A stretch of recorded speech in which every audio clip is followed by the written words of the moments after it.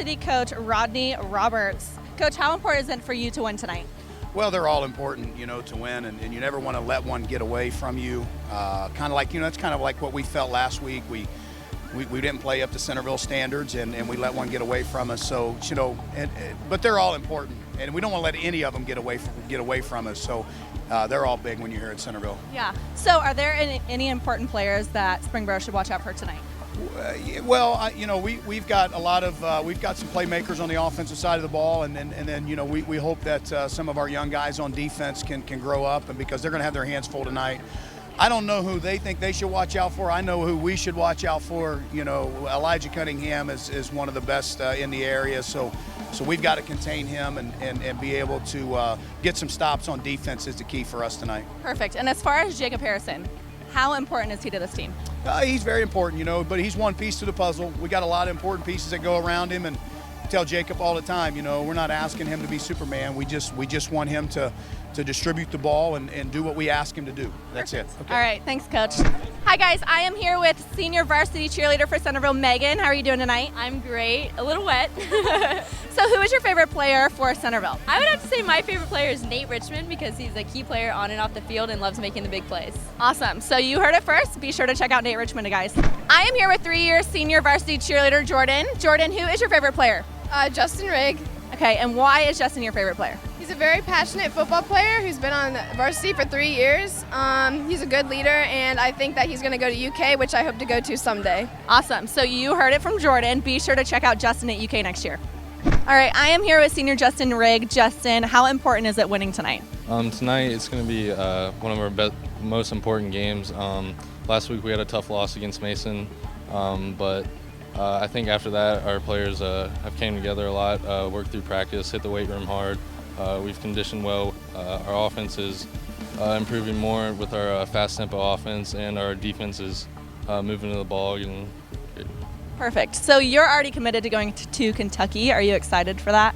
Yes, I'm very excited. Right now, that's not my worries. I'm kind of past that. Right now, I'm just worried about my team and moving forward through our season. I'll worry about that later when that comes. Perfect. So be sure to watch out for Justin tonight. Back to you, Jared. Hello and welcome to Centerville High School for today's game against MVCC rivals Centerville Elks and Springboro Panthers. Both teams are coming in 0-1 on the season. Both teams suffered heartbreaking Week 1 losses. Springboro lost 24-17 against Mason, while Centerville lost 35-32 against Fairfield. This game has big written all over. These two teams battle each other very hard each meeting. Centerville is just lucky enough to have come out on top 3 of the 5 previous meetings, with 3 of those wins for Centerville coming with 10 points or less, including last year's game in which Centerville scored the game-winning touchdown with minutes left in the game. I'd say some keys to the game for Springboro offensively. I'd say they need to get some more manageable third downs. Last week they were 9 for 20 on conversions, and last year in this specific contest they were 5 for 15. They need to keep up the passing attack. Airing the ball out seems to be the key for a very strong suit for the Springboro offensive threat. I say they can't be afraid to gamble. Take deep passes down the field, go for it on 4th down, and don't forget to run the ball as much as possible against Centerville. Centerville's defensive running game hasn't been the strongest over the past few years, and this will be a key to the game as the game progresses.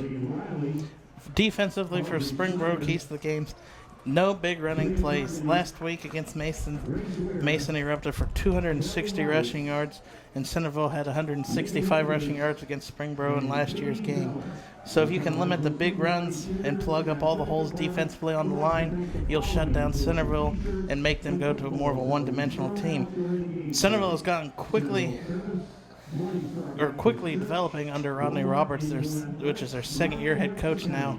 As they've predominantly been a running team, they've quickly gotten away from that and become more of a passing team, kind of leaving the old program behind with Ron Early.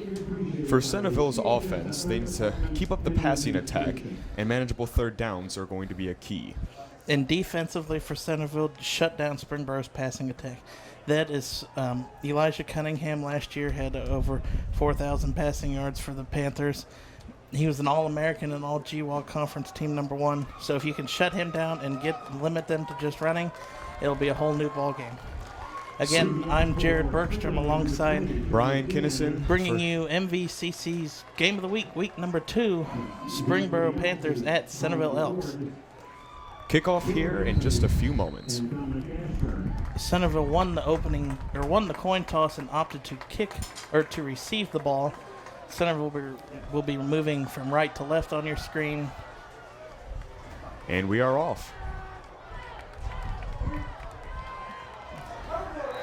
Looks to be down at around the 12-yard line for the Centerville Elks.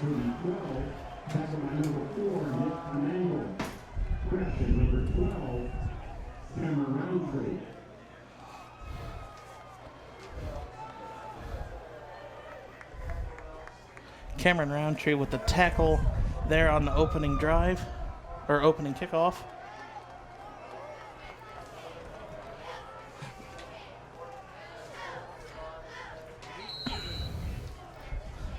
Number 2, Jacob Harrison, will be getting most of the snaps at quarterback for Centerville. And it looks like Springboro just jumped off sides there a bit too quick on the snap. A few of the defensive linemen jumped for Springboro, and is there a penalty marker on the field? Yes, there will be. 5 yards to the Centerville Elks. That's something you got to get out of the way Penalties for the Springboro Panthers. I know last night we were rained out and we had to be pushed back to this morning, but you still have to keep your same game plan.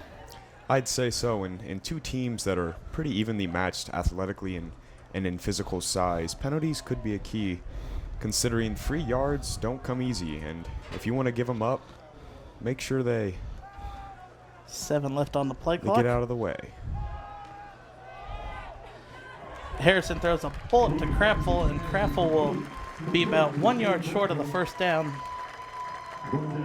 Be 2nd down and 1. No, the referees will spot that he got the first down. That was a very generous spot, in my opinion.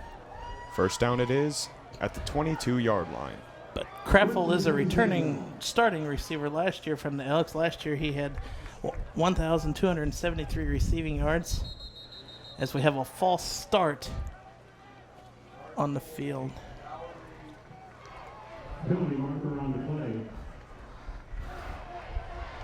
And 5 yards back go the Centerville Elks. So right now we're even on penalties. Both teams have 1 for 5 yards. As the penalty pushes them back to the 17-yard line, the Elks will start out 1st down and 15 to go. That's something you can't do, especially in high school football for the Dayton area. Absolutely. You can't get into You can't get into big trouble with penalties, because that'll hurt you. Penalties are a key to football, and a lot of people underrate it. I mean, giving up 3 yards, I mean, that's just unacceptable. I mean, if you look at the teams at the higher level, not even at the high school level, I mean, look at the good teams in the NFL or the good teams in college. They don't have a lot of penalties. They're disciplined, they're well coached, and they don't give up easy yards. No, and both of these teams are well coached by Centerville by Roberts and Wallery by Springboro. Crapful breaks the tackle. He's at the 50, 40, 30, and Crapful will not be caught, as that is not Crapful. I'm sorry, that is Colin DeBoard with a 75-yard touchdown catch and run. Centerville breaks the scoreboard early.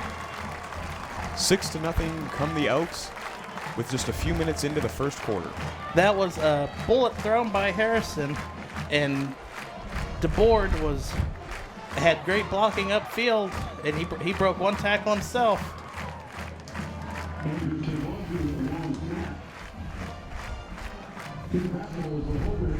Tonight's MVCC High School Football Game of the Week, powered by Frickers, is being recorded by the Miami Valley Communications Council and interactive media students from Kettering Fairmont High School.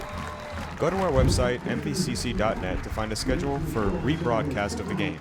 And while you are there, check out the other cool features such and class information, staff bios, and information about what MVCC really does to make sure you get the best viewing experience. Visit mvcc.net now. With that extra point by the kicker, it puts Centerville up 7-0 early. In last year's game, Centerville scored quick on their first opening drive. Hopefully the Springboro Panthers can bounce back. It'll be interesting. Yep. So as we come out of the huddle, at that point, if we do not have a winner, we will announce the new number, so do not throw your tickets away. 10:41 left in the first quarter. Centerville comes out onto the field, lining to kick off for the first time tonight. Springboro will be moving left to right. Just a breakdown, Springboro will be wearing the white away jerseys, and Centerville will be wearing the black home jerseys. And we are off. Kickoff will be fielded at the goal line, and nope, he will just wisely kneel it into the end zone. Touchback, and they will start off at what? Is it 25 for the high school? I believe it is 25 for 25 high school. for the high school. This is going to be interesting. I want to see what Springboro's returning key players can do this year. Last year they had a great running back in DL Knock. I think he went to Ohio on the last possible day for signing day, but with Elijah Cunningham and Justin Rigg coming back as your two offensive threats, if those two can stay on sync the whole game, it'll be a big game. Well, it looks like they did start out at the 20 instead of the 25, and that was just a quick pass out to what looks to be the 27-yard line. And that pass was caught by Cole Parrott, 5'11 junior for the Panthers. Cunningham throws another quick pass to the outside, and he'd be met immediately by a barrage of Elks.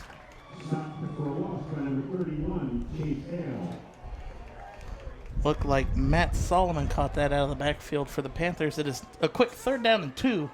It'll be interesting to see if they run it or decide to pass. Well, They've Cunningham thrown it the past two plays. Let's see what they run here. Centerville has to play on their heels because Cunningham can pull it down and take it. Yes, he they does go that? for the draw play. No, that is Lyman Foley, the running back to replace Knock, as he takes it out to the 36. So that was a first down run for the Panthers. So already they're 1 for 1 on 3rd down, better than the disappointing 7 for 20 last week. Yeah, 7 for 20 is not good. Getting manageable 3rd downs was a key to them offensively, and they're doing a good job of it so far. Yeah, They've gone 3rd down and 2, and on this second conversion, they are now at 2nd down and 4. See if they can get another manageable 3rd down, if not convert right here. Cunningham drops back to pass, looks across the field, and the receiver just drops it. At the 46-yard line. That would have been a big conversion, as Justin Rigg, the tight end I was talking about so highly earlier, it makes me look like a fool dropping a wide open pass now. So 3rd down and, the scoreboard gave him a yard.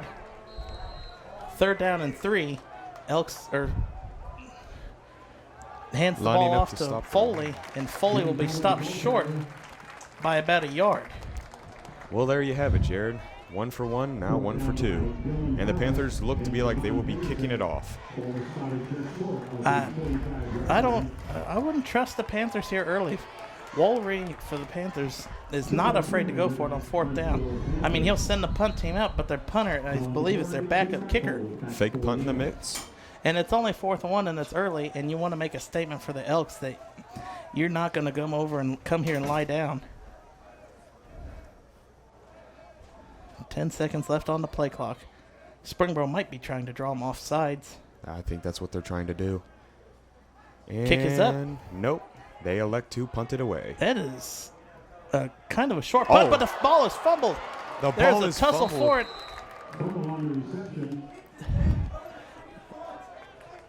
Centerville luckily recovers, and I think Crapful falls back onto it after it bobbles out of his hand. Very lucky for the Centerville Elks. It was a short punt, none indeed. But if Springboro would have been up on the punt, they would have had that ball with great field position. Oh, absolutely. They would have been starting out at the 25 yard, or something. 25, 26-yard line, and easily could have scored on that one. Centerville very lucky. Centerville now comes out 1st down and 10 at the 26-yard line. A little bit of confusion for the Centerville Elks as they're trying to line up. seem a bit disoriented as the quarterback. That's not confusion. That's how Centerville gets into your head. I saw tape last week. Centerville makes it look like you think they don't know what they're doing. As Centerville has to call a timeout with 1 second left on the play clock. So there was a little Maybe bit they of got confusion inside their there. own heads. A little bit. It looked like the quarterback. Quarterback is Jacob Harrison. He is the transfer from, I believe, Texas. Harrison seemed to be calling out audibles to the offensive line, and he wasn't quite getting them lined up. And with 1 second left, they had to call a timeout, or else that would have been a delay of game. 5 yards against the Elks.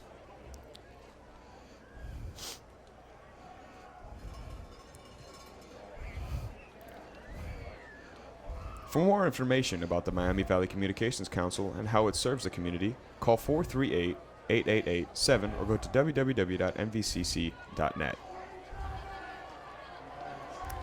Now the Springboro Panthers come back out on defense as the more organized Centerville Elks line up offensively. We apologize if you can hear anything from the Springboro coaches box next to us. The running back will be held up at the line of scrimmage and maybe pushed back as that is the Springboro roster. Dominic Ashburn will actually lose a yard on the play.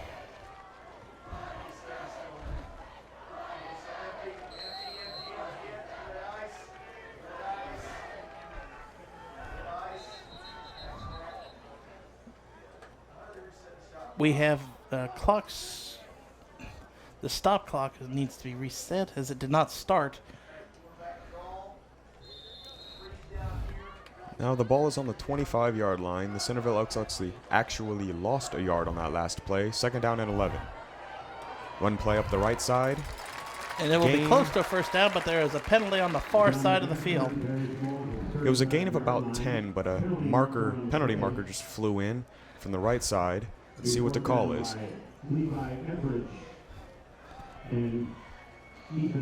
It looks like a hold will be on the right side of the line for the Elks. Maybe that's why he had such a good run. I'd say so. So it will be 2nd down and 3rd down and 11. No, 2nd down and 11. The play does not count. 2nd down and 11. At the 20-yard line. Again, Harrison looking pass all the way, fakes the pass, and Harrison moving to get wide open. Looks like DeBoard will catch it and be pushed out about the 29-yard line.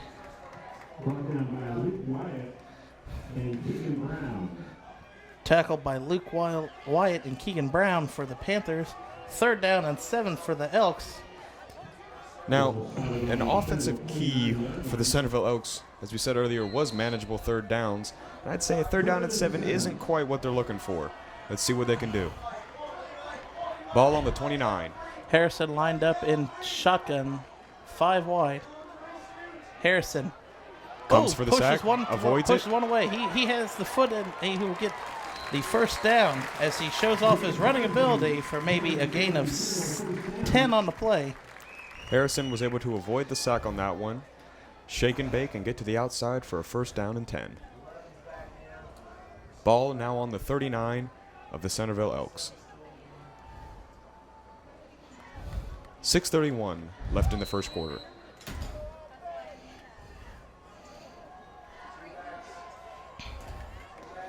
Centerville now lines up with 2 backs. Aside Harrison. Harrison takes the ball, hands off to Ashburn. Ashburn hit immediately at the line of scrimmage, but pushes his way forward for a gain of 4.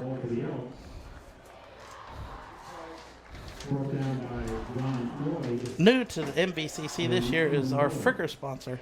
Frickers reminds you that Frickers is the home for fun, food, sports, and spirits, and in Miami Valley is Frickers.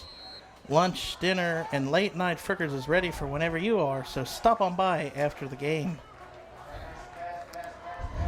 Harrison lines up with 1 running back, drops back to pass. Harrison scrambles out of the pocket. rolling left, going deep, Deep wide pass, open for wide Kraffel, open, and it and is Kraffel caught. hauls it in at the 27-yard line. As we said in the pregame, Centerville has gotten away from their run dominance over the G-Walk and has developed an air attack this year and towards the end of last year, and I think Harrison was the key to that when he Was flushed out of the pocket Yeah. and was very mobile and kept his eyes downfield and was able to throw an accurate pass. I mean, even if he wanted to, he could have pulled it down and ran for 20 yards Oh, too. I'd say so. Blocking was great, but he saw Kraffel open way down the field. Kraffel goes in motion, and they hand the ball off to Kraffel, and Kraffel breaks one tackle and will be smothered by Levi Etheridge. Looks like that jet sweep did not work out too well. It looked good from the first broken tackle, but there was nobody back there to help block Etheridge off the end. And that just, what is Is that a 6-yard loss? 6-yard loss. Second down and 16 at the 34 of the Springboro Panthers. Just under 5 minutes left in this first quarter of play. Harris sends 2 receivers wide and two receivers to the bottom. Harris goes deep once again. And I think Kraffel and him were off timing, but Harris was pressured a little bit by the Springboro line. I'd say a bit of a miscommunication between Harrison and his receiver. It looked like his receiver wanted to go straight, and he threw it to the outside, expecting his receiver to go towards the hash marks on the outside. Third down and 16 now, not very manageable for the Centerville Elks. Let's see what they can do on this 3rd and 16. Well, last time coverage broke down, it was 3rd and 11, and Harris ran for a first down. That is true. So, but I don't think Harris wants to run. Harris drops back in the jailbreak blitz, and he would be incomplete. Now let's see if they elect to kick the field goal. How long of a field goal would this be? This would be we are at the 34, so it would be a 44-yard field goal. 44-yard field goal attempt, and let's see what they elect to do. Krapfel's coming out, and he is the field goal holder. It is a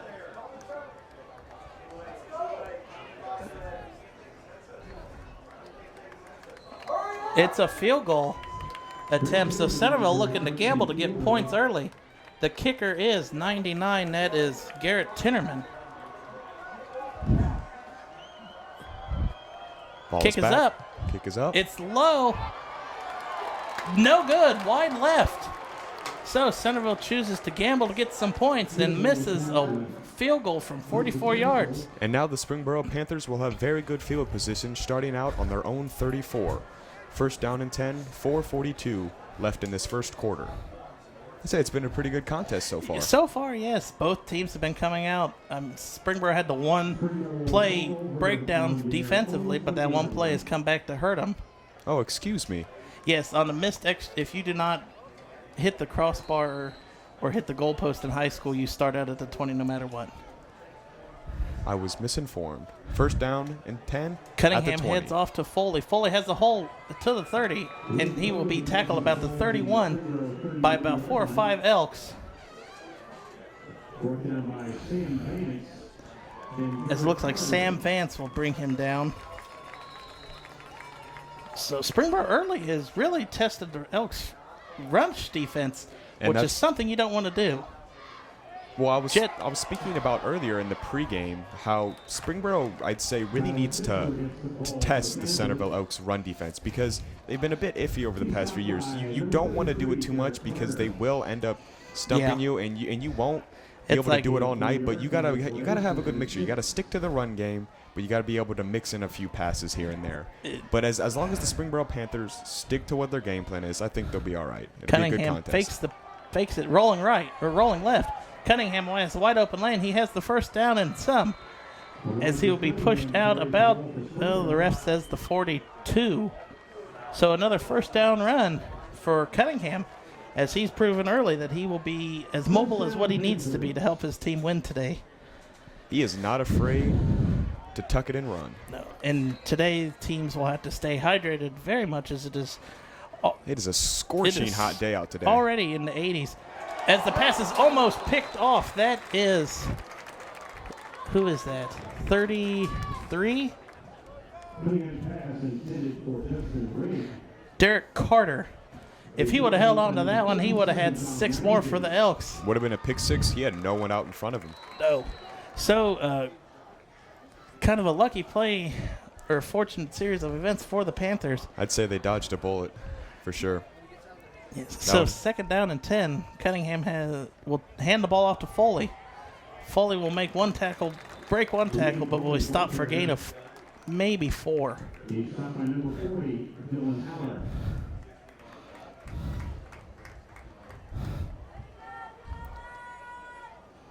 It'll be third down now. Third down and 7 is what has been spoken to us. Third down and 7 on the 45. Snap is back. Cunningham looking to go deep. Cunningham hits. Is that Rigg? No, that is number 16. That is Nick Kovacs. Kovacs is another returning starter for the receivers, and it Looks like they are marking it just short. 4th down and 1. Let's see what the Panthers opt to do on this one. If I look down there, it looks like 4th down and about the length of the football. 4th down and inches, and they look like they are staying on the field. They are going to go for it. They are going to go for it. This is how you win a football game. Prove them early that you're not going to sit. And Cunningham takes the ball, hands it off. He has a big run to the left. That was that 34? Yes, that was Ronnie Arthur. He's a Foley breaks one tackle and gets out to the 35-yard line. Looks like that 4th down conversion really paid off for the Panthers. This was a smart decision. Well, Panthers are playing quickly right now. It looks like almost an Oregon-style offense. They're just going. Not yeah, even they're 10 not even seconds getting the between time snaps. to take the time. Nice pass. Cunningham throws a bullet across the middle of the field, down to the 10-yard line will go. Is that Kovacs again? I believe yes, it so. is. As the Panthers now run up to the offensive line of scrimmage. Look, the play clock hasn't even started yet, and they haven't even – the play clock just now started. They can barely even get the markers down before the Panthers are snapping the ball. 2:43 left in the first quarter. Panthers throw a bullet to the right side. 5. Oh, that was paper-thin coverage, as looks like Motley was covering Alec Feldman. That's where you kind of keep the flag in your pocket as a ref and just let it go, because it was pushing and shoving both ways. But looks like they opted to not throw the flag, as the Panthers opt to not go in the huddle. A no huddle once again for the snap. I don't think the Panthers huddle except for on the sidelines. Cunningham rolling out of the pocket. He has some breakdown. He's at the 5, and he will be pulled out of bounds at the 4 by 37. That is Dom Ramsey. So it will be 3rd down and 5. 3rd down and 4. They do not need a touchdown to get a first down. They can get down to about the 1.5-yard line and still convert for a first down. They do not have to score. Cunningham rolling right, takes the snap to himself. He's met by a bunch of Elks, and he will be maybe lucky to get to the line of scrimmage. Oh, yeah, he got stopped by a horde of Elks over there on the right side. I can already see that Springboro is sending in the field goal unit, as they just want to get some points early, which you can't argue. You gambled for it once on 4th down and got it, and you don't want to get too greedy. And you got to put points on this Elks defense when you can. In a tight contest like this, I'd say it's very, very smart. On to kick the field goal for the Elks is Anthony. I am sorry if I butcher this last name, Chudonia. And the field goal is up and good. So Springboro tacks on a 22-yard field goal to cut the lead 7-3 with 1:50 left in the first quarter. Very good offensive sequence for the Springboro Panthers right there. They kept up the no huddle, they stuck to the run game, and just overall looked very, very in sync. Very fluid. Why did the football go to the bank, Jared? I don't know why, Brian. Because they wanted their quarterback. Those corny jokes are brought to you by our truck, as Maddie Collins is trying to get us to say corny jokes. Oh, gosh. Why did the football go to the bank? Because he wanted his quarterback. I don't. That is, some jokes should just be unspoken. Maddie says, thank you for the shout out, but I will not read any more of her corny jokes throughout the game. I'll tell you what, though, it is one scorching hot day. Yeah, we have a fan on us in the press box, but I don't even think it's on. And it is scorching hot. Centerville or Springboro on to kick off. Ball kicked down at the 2, and he broke 2 tackles, but he hit by a wall of Panthers as he's lucky to get out to the 15. I think if he didn't catch that ball, it would have bounced out of bounds. Levi Etheridge will be credited with the tackle. So with 1:43 left in the game, or in the first quarter, Centerville will take over. First down and 10 from the 15. Returning sponsor, Miami Valley Adapted Sports, is a Paralympic sports club that helps kids and adults with special abilities get in the game. As Ashburn gets the end around misdirection and will carry for about a gain of 6 on the play. It'll be now second down and what looks to be about 4 yards. There's 1:25 left in this first quarter. It'll be interesting to see if the Elks really try and push, or if they're going to opt out, maybe take a knee towards the end of the quarter and go into the second quarter with a solid 7-3 lead. Motion for the tailback. Snap back to Harrison. Hands off to Ashburn. Ashburn hits off the right side. Breaks 2 tackles, makes another one look dumb as he pushes his way out to the 35, and they'll mark him at the 36. And he did get out of bounds, so the clock stops at 59.8 seconds left in this first quarter. I think the clock will start once they spot it because he went out of bounds he went out of bounds on his own. You are correct. So Centerville will have at least one more play opportunity in this first quarter. I say air it out and see if you can get something. Maybe Springboro thinks you're just going to run and play lax for the last play. I'd say he will pass. Yes, he will. And he will throw a screen pass to Craffle. Craffle gets out of bounds by tackle, so that will stop the clock with 37.5 left in this first quarter. Both teams are playing very intense. Centerville moving the ball like there's only 37 seconds left in the game. Second down and 8 now on the 38-yard line. Centerville will take their time coming now. Play clock is only down to 15. Harrison's been taking it down to about 4 or 5 the whole time.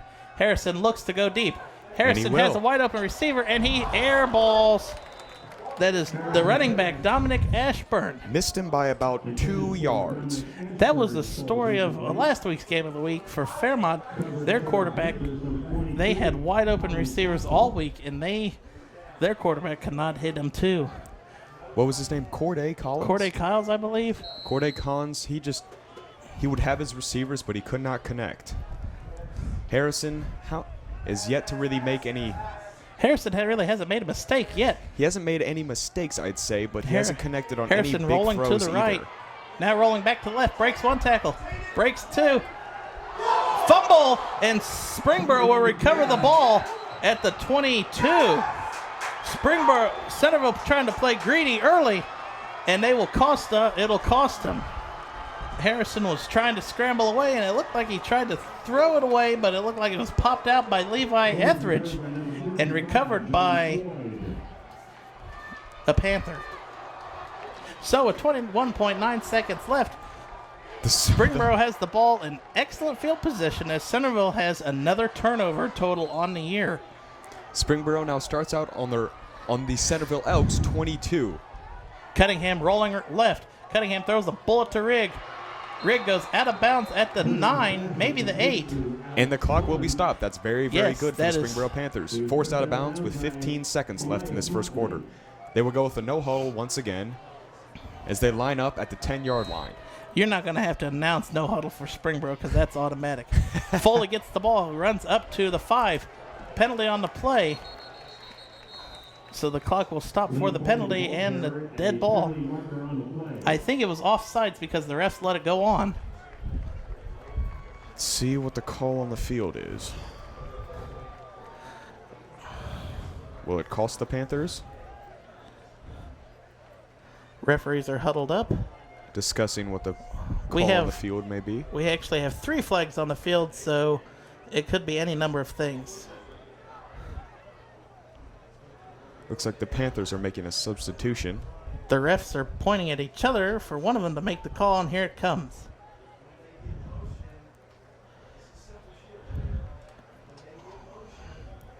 We have personal foul, face mask on Centerville, so that will be half the distance to the goal and a free play and automatic first down. So Springboro will have the ball, Clock and is I running. think that will take us to the end of the first quarter.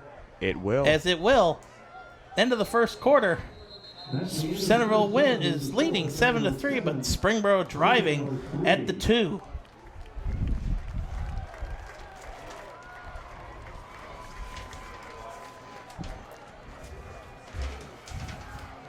I'd say tonight's game is sponsored by Miami Valley Adapted Sports. MVAS is a Paralympic sports club that provides recreational and competitive sporting opportunities for individuals with physical disabilities. Visit MiamiValleyAdaptedSports.org for more information.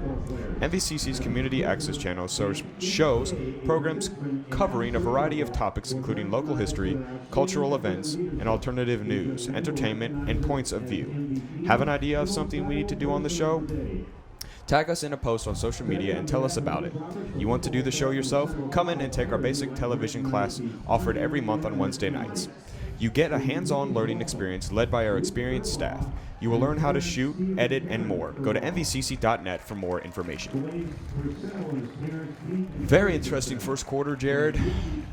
I'd say it's been a very exciting game. Yes. Very exciting game. For a Saturday morning/afternoon. Kickoff at 11 a.m. Way to get the crust out your eyes and Yep. watch some good high school football. I don't think there was any good college football games on today anyway. At least not till tonight, that is. Now we have Alabama versus Wisconsin at 8 o'clock Eastern time tonight on ESPN. I will be watching that. I'm picking Wisconsin for that upset. I always want to root for the Big Ten, but Alabama has basically the same team returning last year, and I'm going to go with the Crimson Tide. Looks like a bet. 7-3, the Elks on top, but the Panthers are threatening at the 2-yard line. First down and 10.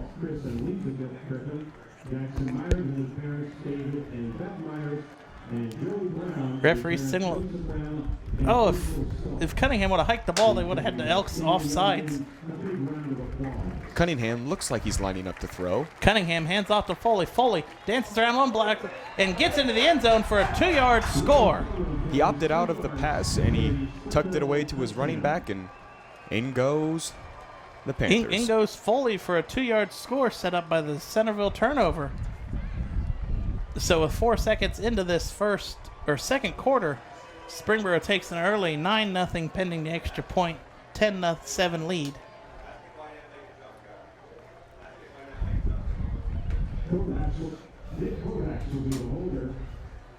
Panthers line up for the extra point.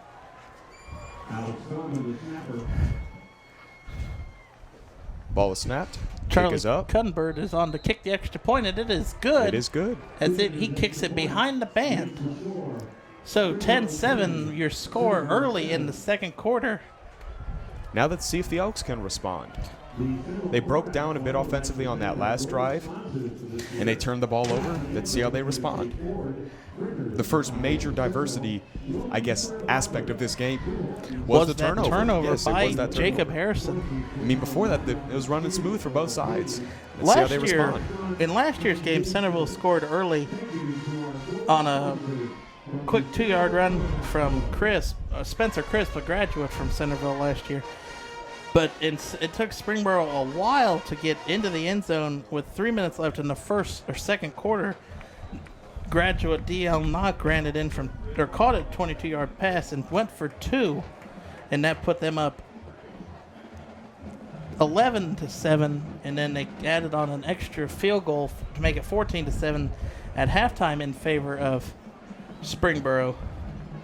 I'd say 14-10 would be very realistic in this game at halftime. Centerville will be now moving from left to right on your screen.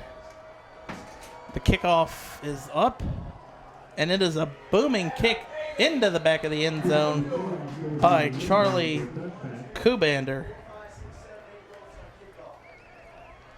So Centerville will take possession at their own 20-yard line, or at the Springboro 20-yard line. For Centerville on their own 20-yard line.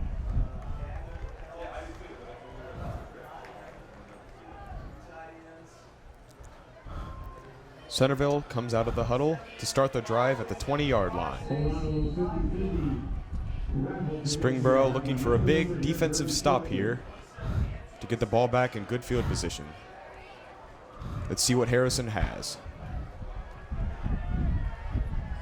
Harrison hands off to Ashburn. No, he fakes the handoff, has a wide open lane, has a block to the outside, and will rush out to about the 40 and be tackled at the 41-yard line. So a quick 21-yard run by Harrison. I'll tell you what, that Harrison is really quick. Yes, I believe he could play. The program has us listed as quarterback, but I think he's he can play any position offensively. As last week, he actually had a catch against Fairfield. He's very athletic and quick in that pocket. Harrison back now. Sends his wide receiver in motion. Kraft goes in motion. Hand off to Ashburn. That is not Ashburn. That is Caleb Anthony. For what, about a 3-yard gain up the left hash marks? Yes. 11:16 now left in this second quarter. Second down and what appears to be 7 to go. Centerville looking to pass it as they have 2 receivers to the top and 2 receivers to the bottom. Harrison. Anthony goes from left to right of Harrison. Harrison keeps the ball again. Harrison has a hold to the left. He'll have the first down and then some, as he'll be tackled at the at the Springboro 44-yard line. Centerville has gotten into another good offensive flow where Harrison is gashing the Panthers defense for big chunks of yardage. Big chunks of yardage. Springboro defensively is covering the pass. But the linebackers seem to be dropping back and not quite up in the box enough to physically be stopping Harrison for short gains. Harrison is gashing him right now. Yeah. Jumped offsides. And we have an offsides on the Panthers. Flags come flying in from everywhere on that one as the Panthers completely fooled by the snap count.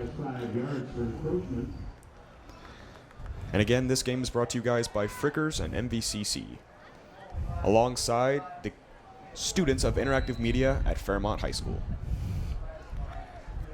So first down and 5 for the Panthers, or for the Elks.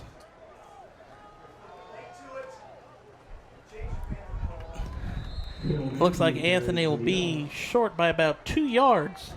It'll be second down and 2 from the 36. And Alex Easter. Second down and 2, ball on the 36 of the Springboro Panthers. Second short here. I would, if I'm Centerville, I'd try to air it out a little bit. Yeah, I'd say take a shot. It's a manageable third down if you don't catch the ball. So I'd say go for it. Air it out. No, I bet Harrison's just going to run it. He airs. And no, we have a false start on the Elks. He wanted to, but a false start by the Elks stops the play mid-play and will push the Centerville Elks back 5 yards. So it'll now be second down and 7. Yes. Now I'd say you almost have to pass it to get a manageable I still third think down. Harrison will run. You think so? The linebackers have been playing off their back heels instead of playing on their toes, rushing to the quarterback. Looks like they have 2 in the box right now, and Harrison will hand off to Anthony. Anthony has the hold to the right, breaks the first down, and will be out about the. Well, we have one ref running on the 32 and one ref running on the 30.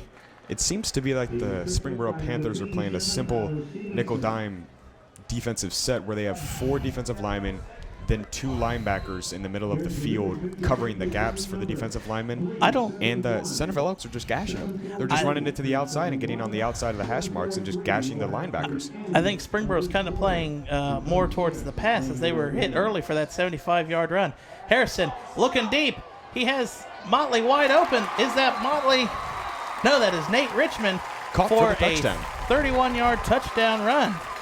I think, yes, that is Nate Richmond for a 31-yard touchdown grab for the Elks. So Centerville comes back from Springboro's touchdown and gets one of their own as they take now a 3-point lead pending the extra point. I'll tell you what, Harrison's got a good arm too. Yeah. That was an accurate throw. Very, very accurate throw. And he down only the field. put it to where Richmond could catch it, which was out in front of him. I mean, he was guarded heavily by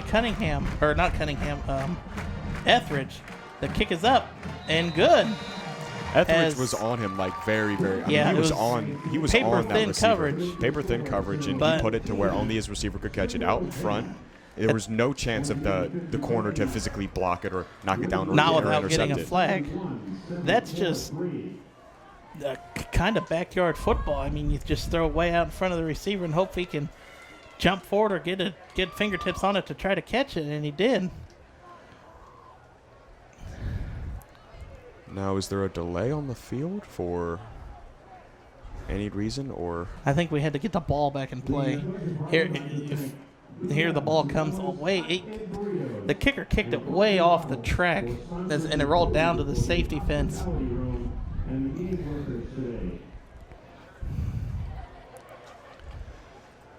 Centerville now with a 14-10 lead, 8:55 left in this first half. Jordan Seibert, Liam Foley, Dylan Jones back for the Panthers. Dylan Jones is back to receive the kick for the Panthers. Centerville lines up to kick it off, and there she goes.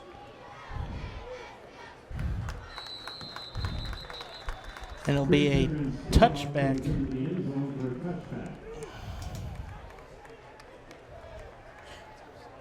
Panthers will come out starting at their own 20-yard line, looking to respond to a very impressive touchdown pass by Harrison. See if they keep this up-tempo offense going for the Panthers. Cunningham lines up 2 receivers to the top of the screen, 1 to the bottom, and 2 running backs in the backfield. Cunningham hands off to Foley. Foley makes 1 tackle, 1 Elk miss, and maybe picks up 4 or 3 on the play. Seems to be they're still sticking to that run game. The game plan of breaking down the defensive line of the Elks and then spreading them out when they can for the pass. Foley, the running back this year, is built a lot like D.L. Knock was last year for the Panthers.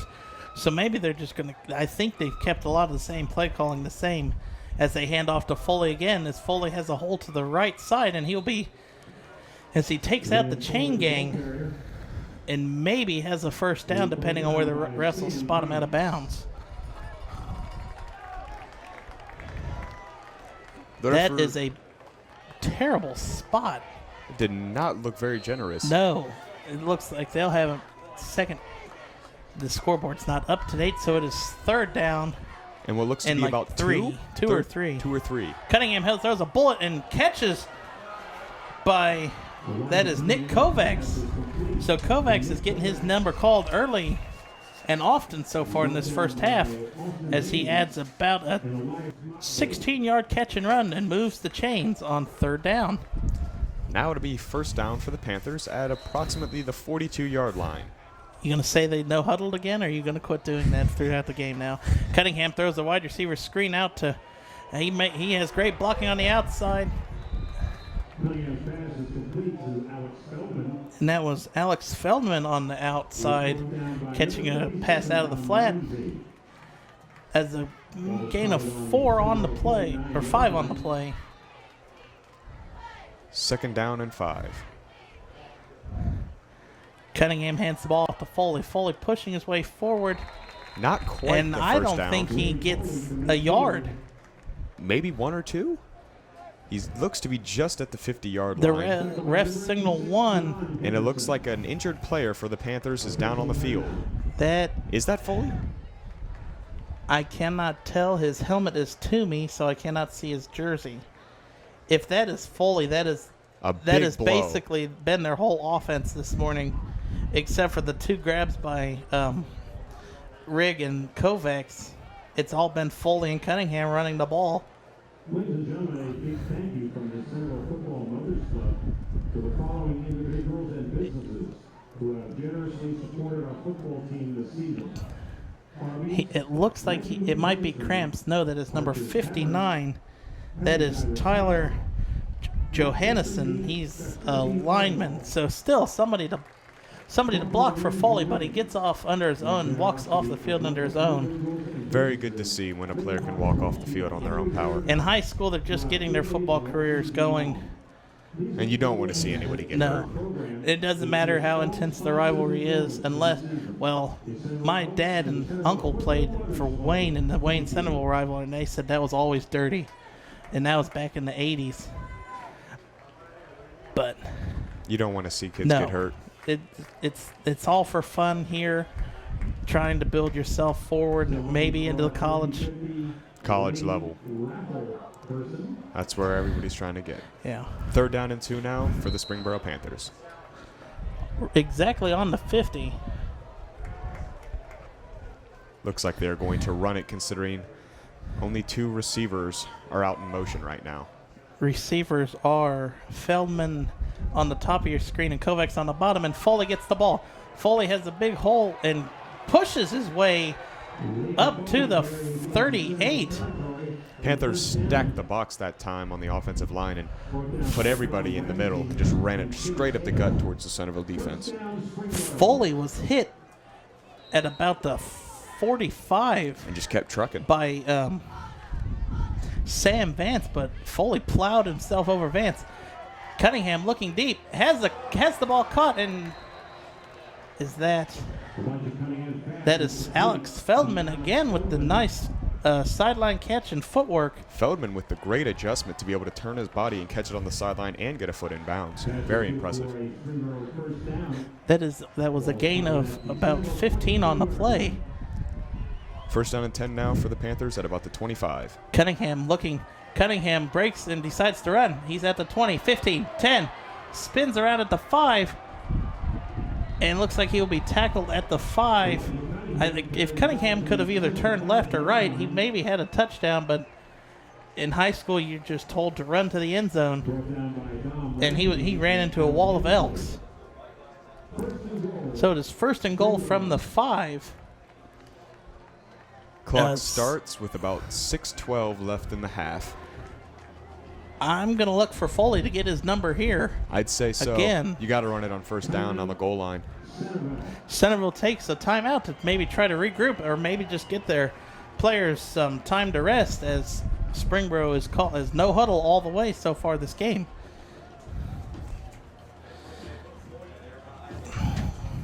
Frickers reminds you that Frickers is your last stop before home.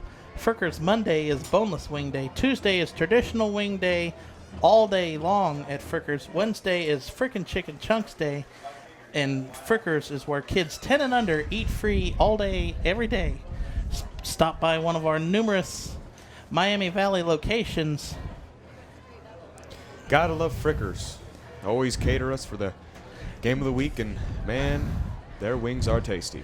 Next week our game of the week will be feature 2. Well, no, it's the Gewalk South against Gewalk North, as the Troy Trojans come on down to Miamisburg for our game of the week number 3. Week 1 was Alter at Fairmont, the Battle of Kettering, as that is always intense. We are at Springboro at Centerville for week 2. Week 3 is Troy at Miamisburg. Week 4, I don't remember week 4. That's all right. We'll look it up later. We have some all you guys got to know is that we have some very interesting Foley games. has the ball to the end zone, and Foley will break the plains.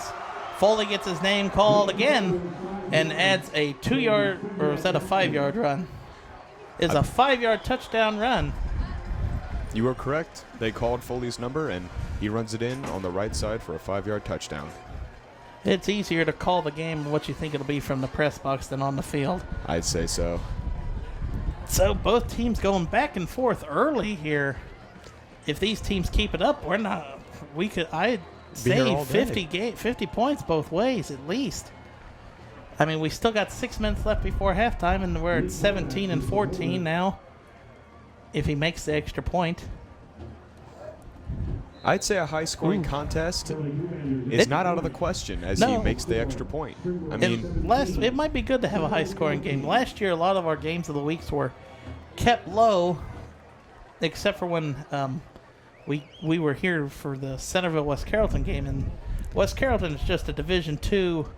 It's under their second-year head coach, but they absolutely got destroyed by this Elks team. It was like 69-7. I mean, trust me, I like a good back-and-forth offensive game, but that's no fun to watch. It's just not. A team getting pile-drived and destroyed like that is no fun for either team.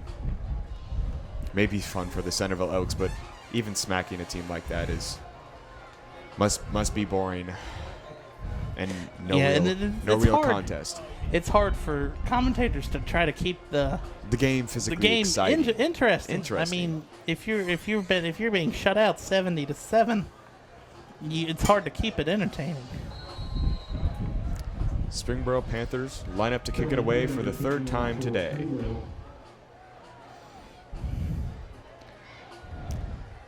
And the kick is off. A very good kick. As this one will be another touchback. I'm telling you, what's this kid's name? Q-Bander. He is booming the heck out of the ball. And I think it's been a touchback every time for the Panthers. But just under 6 minutes left in this game, 5:59 to be exact. Centerville will take over from their own 20-yard line, down 3, 17-14. See how the Elks respond. They've responded all the other times that the Panthers have scored. Let's see what they can do here.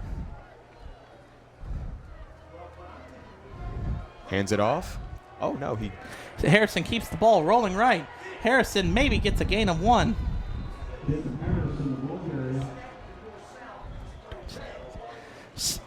As the sideline officials will mark him out as he will gain 2 yards.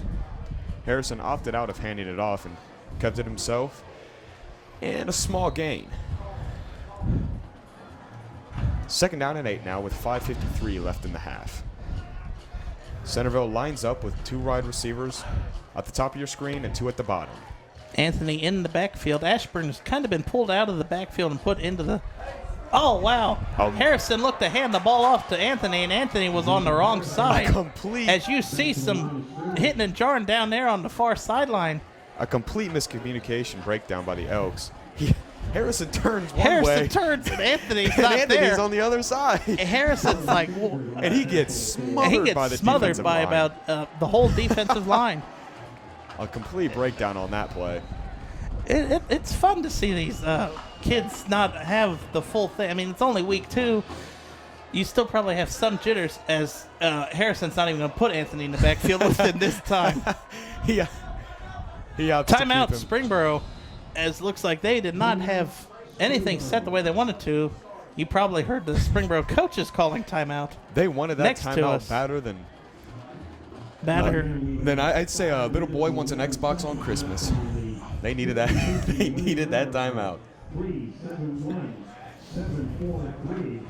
Please hold on to your bucket. We have a third flag up here.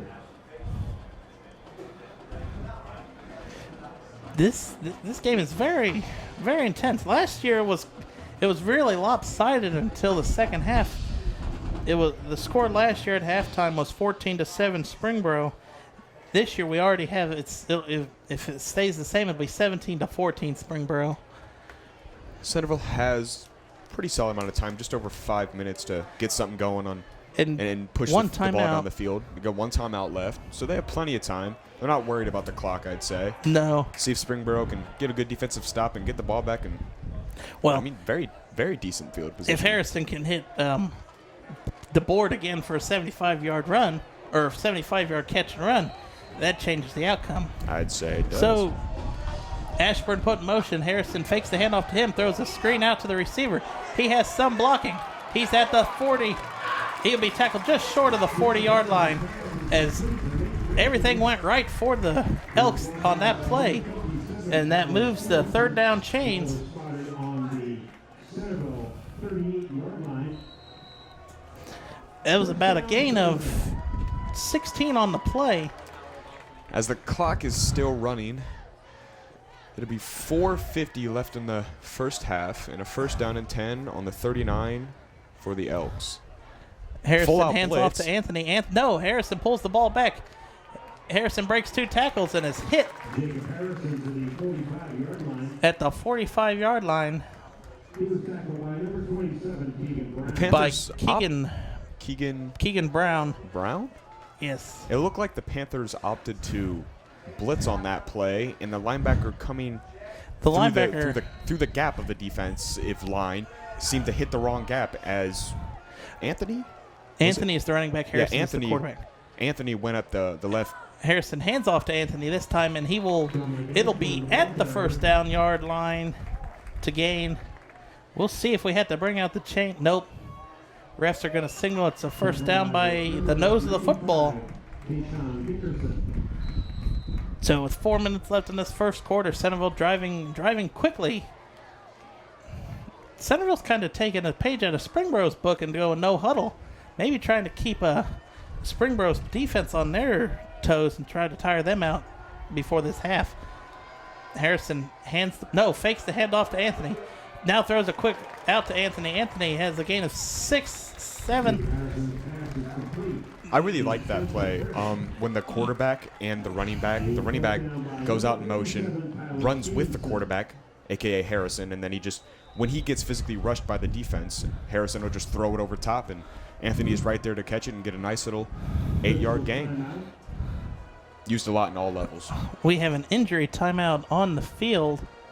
That is 57. That is Tyler Stevenson, a 6'1", 235-pound offensive lineman and linebacker, senior for the Panthers.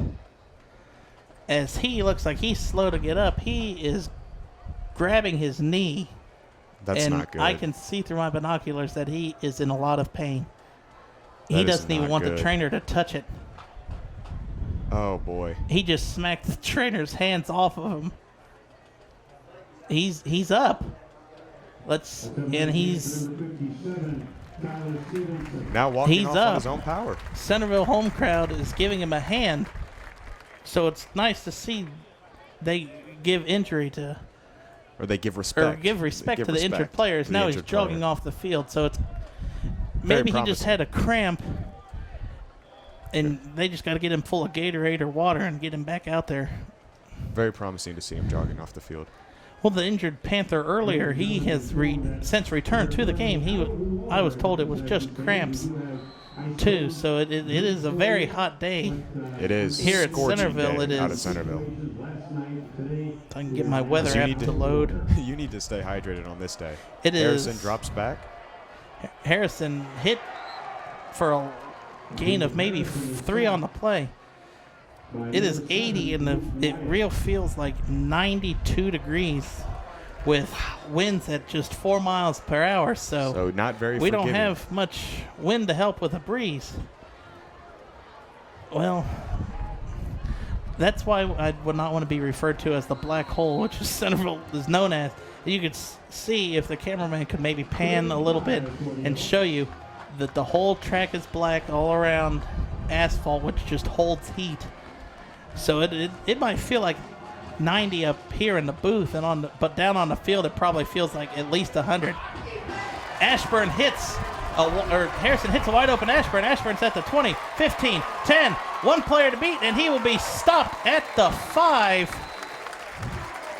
All defense. I think that was just mental breaks on both teams because Harrison was scrambling and luckily found Ashburn out of the backfield wide open. I'd say it was a lucky play for the Centerville Elks. Harrison seemed to roll out to the left side. Play was broken down, found Ashburn, and then just... Ashburn exploded for about a 26-yard gain. Whoa. There was a late penalty on the field. As the Centerville Elks So seem it to looks shoot themselves in their own foot as a penalty marker, puts so them back to the 35-yard line. that is a personal foul. If I can get any information on what it was, we will pass it along. Penalized 10 yards from the spot of the foul. I'd say the 10 Panthers yards. dodged another bullet. So Penalties. penalties early, both teams. I mean, that just completely took away a massive Yeah. play by the Centerville That Elks. was they were at about the 45 and they got down to the 6. and now now they're they're back lining to back 35. up at the 35-yard line. And Harrison rolls rolling out. right. Oh, he has DeBoard wide open. DeBoard makes the catch. Somehow holds on, and there's another penalty flag on the field. I think, let me see if I can see his number. I'd say this one has to be pass interference. That is number 95 for the Panthers. That is Tyshawn Dickerson. It looked like he maybe hit DeBoard before the ball got there, but DeBoard was hit, turned around, and still hung on to the ball. Very impressive catch. Now we have the referees huddling up. It's never a good sign when the refs huddle up because that means they don't know what they're doing. Here comes the head ref with the call. We have a hit to the head on the 95. That'll be first down, half distance to the goal, so they'll go from the 6 to the 3. And that is considered targeting on Dickerson, so one more hit like that, and he will be ejected. So, Anthony gets the run, stumbles, and gets into the end zone under his own power as Centerville adds another touchdown here late in the first half. 20-17, pending the extra point. They did respond, Jared. Yes, both.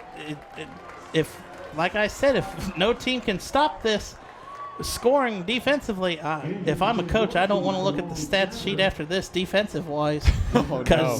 This will be a high-scoring offensive game, and the defensive will be a hurt on the stat sheet, Yeah. to say the least. But as long as you come out with the win, I think the defense can live with that. I'd say so. Kick is up. Springboro got through there, but the kick is still good. 21-17 now. Elks on top with about 2:16 left in the half. All right, well, who was Centerville received, and the Panthers will get it start at the second half. So it'll be kind of interesting to see what they're opting to do now. They're down 4. Most likely they'll get a touchback started on the 20. Hopefully they can get a little bit of a return, maybe started at the 30-yard line. But depending on how this kick turns out, it'll be interesting to see if they opt to air it out a few times, maybe try and get it down the field and put some points on the board. They have a chance. Springboro has a chance to really, if they can get a touchdown here, they can and they get the ball to start the second half. It's basically 2 for a lead and momentum. Yeah. I'd say for sure.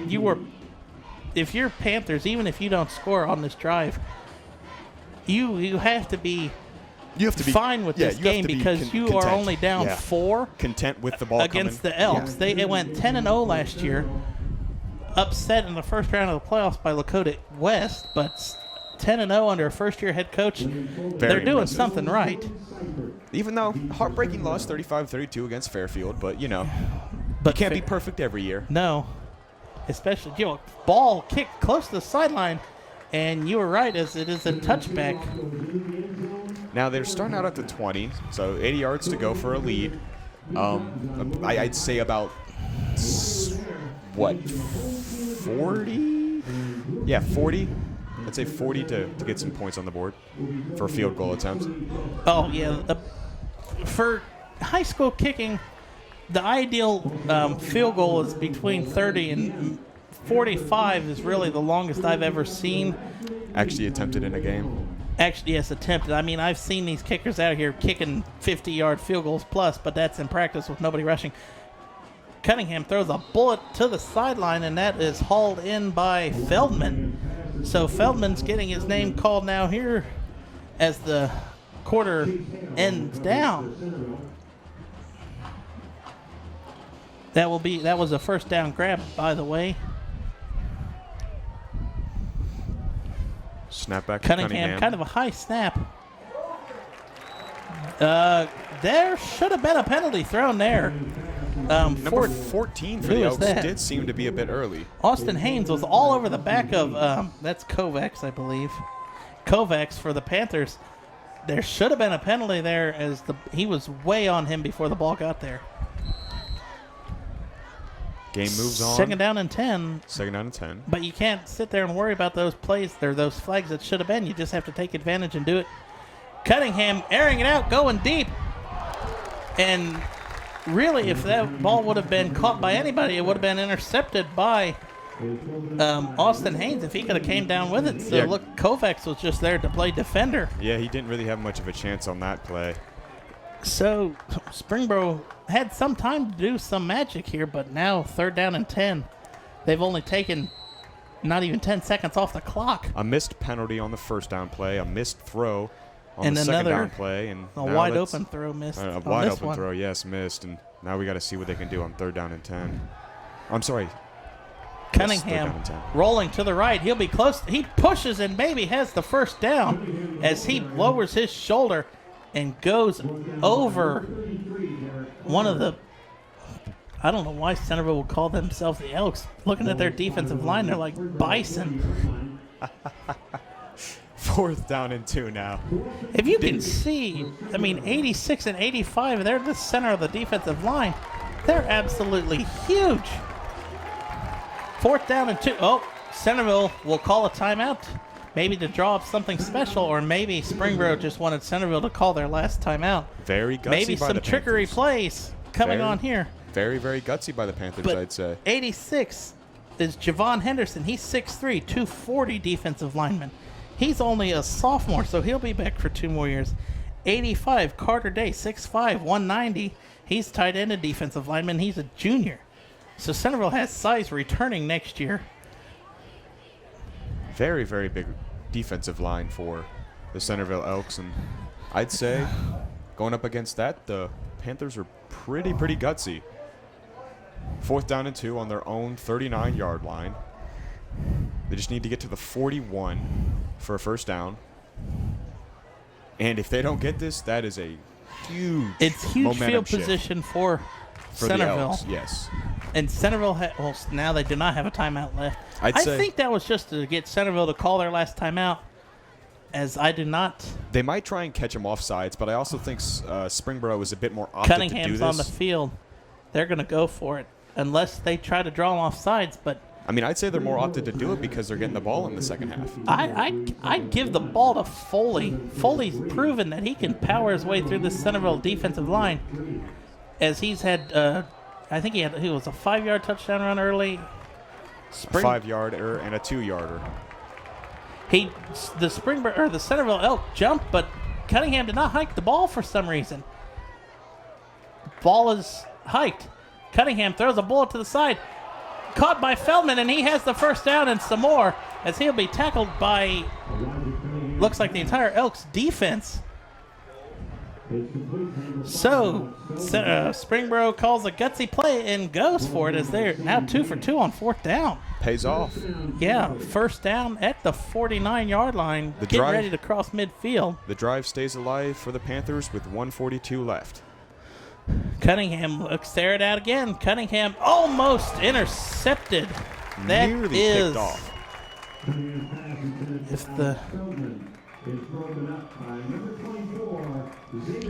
That is Xavier Motley, as that's the first time I've called his name today. I wonder if it's Xavier and Ilias Motley, 23 and 24. They're both 5'11", 160 DBs, seniors, and they're twins. Cunningham rolling right, has a wide open Feldman, and he's tackled at the knees. But he bounces right back up as he's tackled by the other Motley brother. So a big first down conversion again, 1:30 left in the game. I wonder if they listen to Motley Crue for warm-up music. Panthers are now threatening. What? I'm just going to ignore that. Nope, just let it happen. Because we have an official stoppage on the clock as the play clock did not reset. There it goes. Now it is running. Both clocks are running. 1:20 left in this half. Panthers line up for what looks like to be a passing play, and it is. Cunningham drops Cunningham rolling through, breaks one tackle, gets wrapped up. Is that by the other Motley brother again? That is by the Ilias Motley. So Springboro calls a timeout with first down and 5 on the play. Or second down and 6 left now.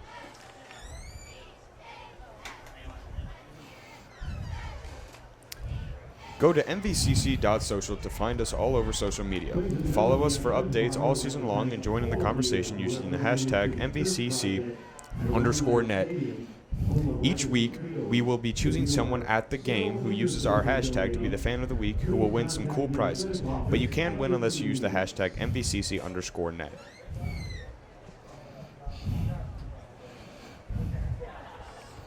.103 left in the half. 21-17. Centerville is on top. Panthers are threatening. They've had a good drive so far. A couple nice passes. A couple good runs by Foley. Cunningham's dropping back a bit more than usual, I'd say, on this drive, considering just the time strain that is on the Panthers offense.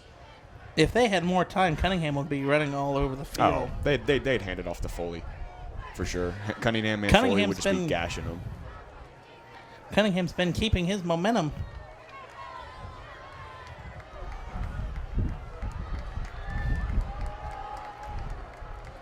Here's a updated score at the half for the other MVCC rivalry for this week.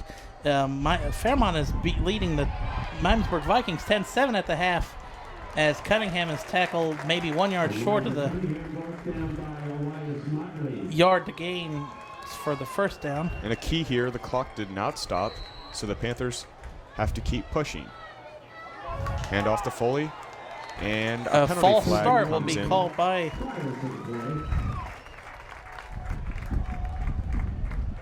false start by the Panthers. We're pushing back 5 yards, and the clock will stop at 44 seconds flat.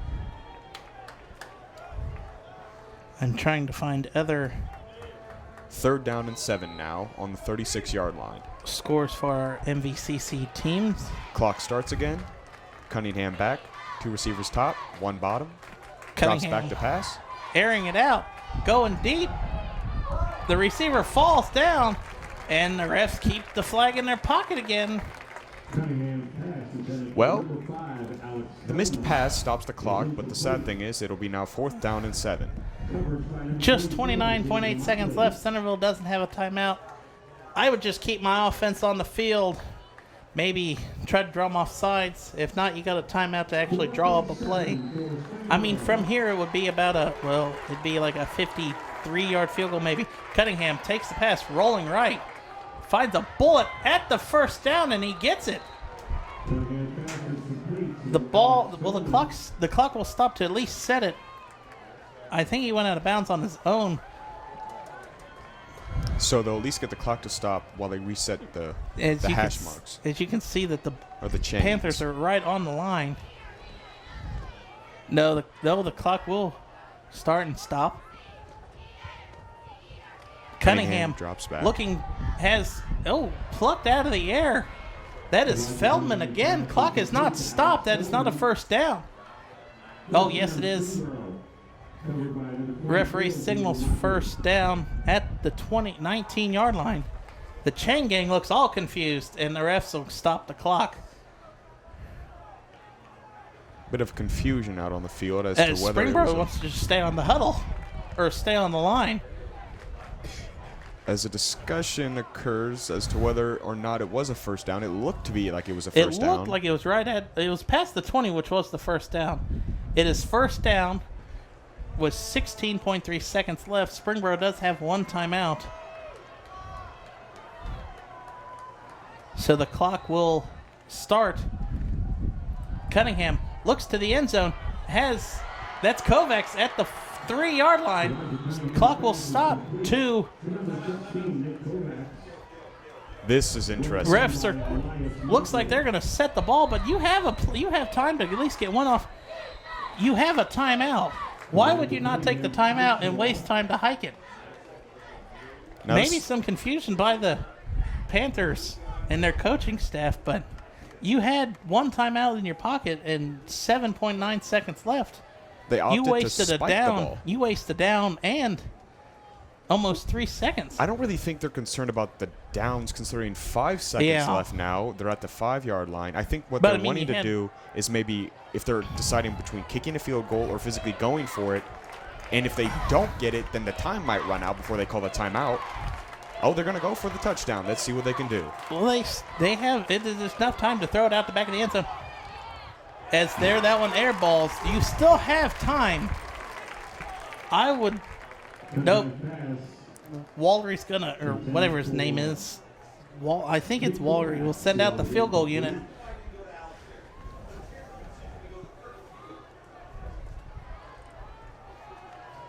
As the field goal kicking unit will come out for the Panthers.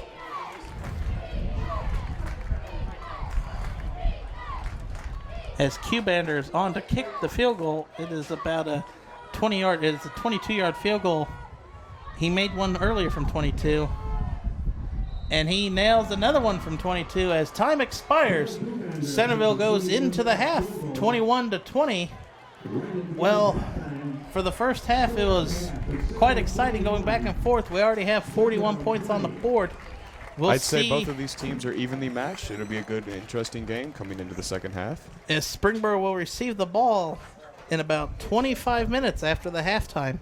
Coming in, they'll be going into the second half with a little bit of momentum, and we will be back for the second half of football and this MVCC game of the week between the Centerville Elks and the Springboro Panthers. Stick around for more second half action right after this. Hello and welcome back to Centerville High School for the second half of MVCC's Game of the Week, week number 2. Centerville holds a narrow 1-point lead, 21-20 over the visiting Panthers. And here's Brian with some key stats from the first half between the two. In the first half, the score obviously was 21-20 Centerville. For first downs, the Springboro Panthers held a slight advantage, 17-14. For the rushes for the Springboro Panthers, they were 20 rushes for a net yardage of 113, while the Centerville Elks had 20 rushes for 85 yards. Passing yards, Springboro had 154, Centerville had 202. Pass attempts / completions / interceptions, Springboro had 23 attempts with 14 completions, while Centerville had 11 attempts with 8 completions. Total offensive plays / total offensive yards. 43 for the Springboro Panthers for 267 yards overall.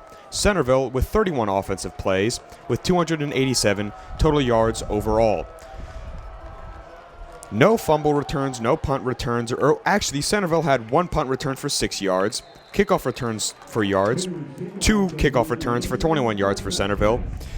Punts for the average was 1 for 35 yards for Springboro. Centerville had no punts. Fumbles lost. Centerville had 2 fumbles and 1 fumble lost. That was a key to the game, I'd say. Yeah, that led to a Panther touchdown. For penalties, another key to the game, 4 penalties for 19 yards against Springboro and 5 penalties against Centerville for 33 yards. I think there was a couple spot fouls. I'd say so, yes. For possession time, the Springboro Panthers had it 12 minutes, 52 seconds, while Centerville had it 11 minutes and 8 seconds. And Springboro coughed up the ball early on a fumble on the exchange from Cunningham to Foley. So Centerville will take over with the ball about the 14-yard line with excellent field position to add momentum. A turnover by the Springboro Panthers? Yes. Tough break. Springboro with their first turnover of the game. That's a big momentum shift because Springboro had the ball. They scored late and as time expired in the first half, and they got the ball to drive down the field here, but turns it over on the first play from scrimmage after the kickoff, and Centerville looks great with only 15 yards between them and the end zone. Centerville looks like they're going to opt for a quick draw play to number 11. That is Ashburn as he wiggles his way through a few Panthers. He was stopped by number 53, Kyle Hasbrook. Some individual leaders, I'd say, for the first half was obviously for the Elks, Harrison and Dominic Ashburn. That's a key for the Centerville Elks. And for the Springboro, for their offensive threat was Liam Foley, the running back, and Elijah Cunningham, the quarterback. Harrison back now for the Elks. Hands it off. Oh, no, he keeps it. Rushes to the left side. Breaks back inside. And is stopped by number 53. Harrison is brought down by number 53, Kyle Hasbrook. That is Tyler Hasbrook again with his second tackle in as many plays. So it's now 3rd down and 5. So Centerville lost a yard on the run or on the quarterback keeper. 10:50 in this third quarter. Elks still have that 21-20 lead, threatening now deep in Springboro Panthers territory at the 10-yard line. Snap is back. Screen pass to Richmond, and Richmond will go in, I believe, from 5 yards out. That is his second touchdown of the game. Yes, sir, it is. So Nate Richmond pulls in another touchdown grab, and I believe that's like his 4th on the season, 2nd here tonight. So Centerville takes care of the 27-20 lead, and they are pending on the extra point. That's why penalties are costly in high school football. Well, really all football, but when you turn it over and it'll give the opponent in their own red zone, you're going to expect to give up the touchdown. Turnovers and penalties are going to be a key to this game with two very, very tightly knit offensive programs. As Carter Holbrook adds the extra point to put the Elks up now 8. It's still a one-possession game, but Springboro has to get that turnover behind them and just move on. Let's see how they can respond. They're still down one possession, 28-20. About a minute 30 into this third quarter. Very costly turnover. As we move into the second half, I'd say some keys are still going to be sticking to your offensive plan. The Panthers were really running the ball very well with Cunningham and Foley, and the Centerville Elks with Dominic Ashburn and Jacob Harrison really going at it. Very, very good offensive duo. Centerville now comes out to the field, lining up to kick the ball away for what would be the 4th time.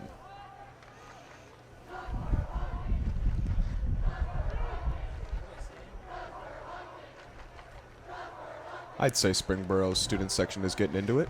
Yeah, a little bit. It's not as big as what it was last night before the game eventually got canceled. It was packed. But still nice to see that some fans will make it down the drive from Springboro down to Centerville. To root on their Panthers on a camo full elk hunt theme. I think hunting season starts here in a couple weeks too, so I'd say that's a pretty big theme for when you're playing Centerville. Got the hunting gear on, but in 98-degree weather, I would not be wearing camouflage and hunting gear and safety vests. I'd say they are pretty hot out there. Cunningham with an awkward flip to Foley. Did you see that? It was a very odd. Pushed it. He seemed to almost two-hand toss it. Maybe he didn't have a great handle on the ball, but either way, good result, 6-yard gain. Positive yards, and a yard is positive, and he turned it into 5. Cunningham now back with a running back behind him. Hands it off and stopped immediately. Nothing on that play. Maybe a gain of 1. Well, 3rd down and manageable still. 3rd down and 5. Panthers can still get a down solid drive 2. going. Oh, 3rd down Refs and give 2. him a very generous spot as he was hit at the line from my vantage point. Almost a false start, Again, or almost a false start by the Elks. Cunningham is not hiking the ball when those Elks cross the line. He has the first down every time if they do it. Foley will get past the 30-yard line and get the first down to move the chains. So another big third and short conversion for the Panthers. Stop by number 44, Adam Hensley. First down, Springboro. Again, Springboro barely allowing time to. That is just heads-up lucky football right there. The pass went through Connor Murphy's hands and fell into Nick Kovac's hands for the Panthers, and that was just everybody being at the right time at the right spot. Cunningham put a little zip on the ball, but a catch for gain of 5 on the play. Cunningham back now, throws a screen pass out. He will gain, is that the first down?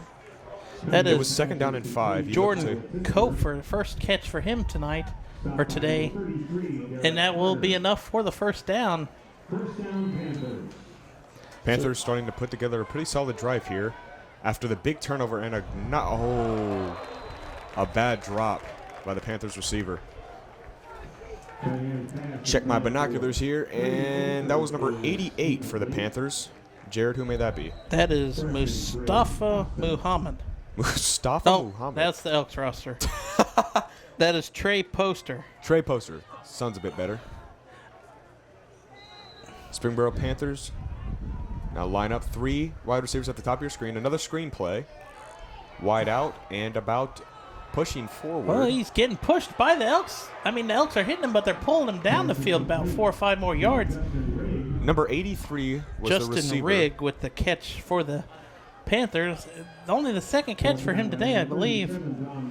That moves it to about 3rd and 3. 3rd down and 3, 3rd down and manageable. As Foley gets the call, and Foley rumbling up the field. He was not down. He stayed on his knee. He stayed on his feet.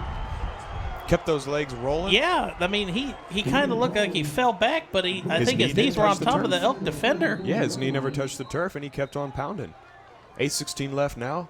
And Panthers putting together a solid drive. They responded. Is there an injured player? I do not see anything. I see the ref signaled for the injury timeout.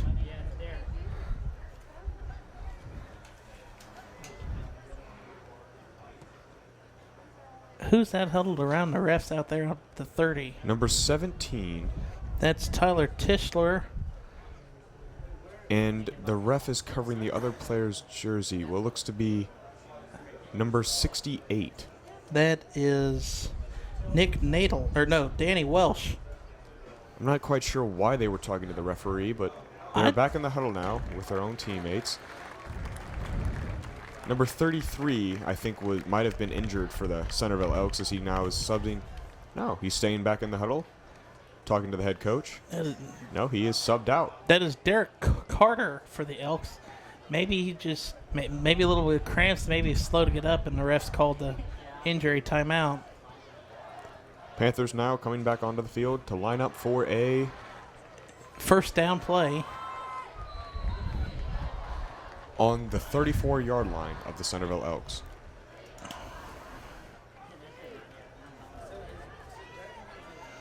So, Jared, I got another corny joke for you. Did Maddie send it to you?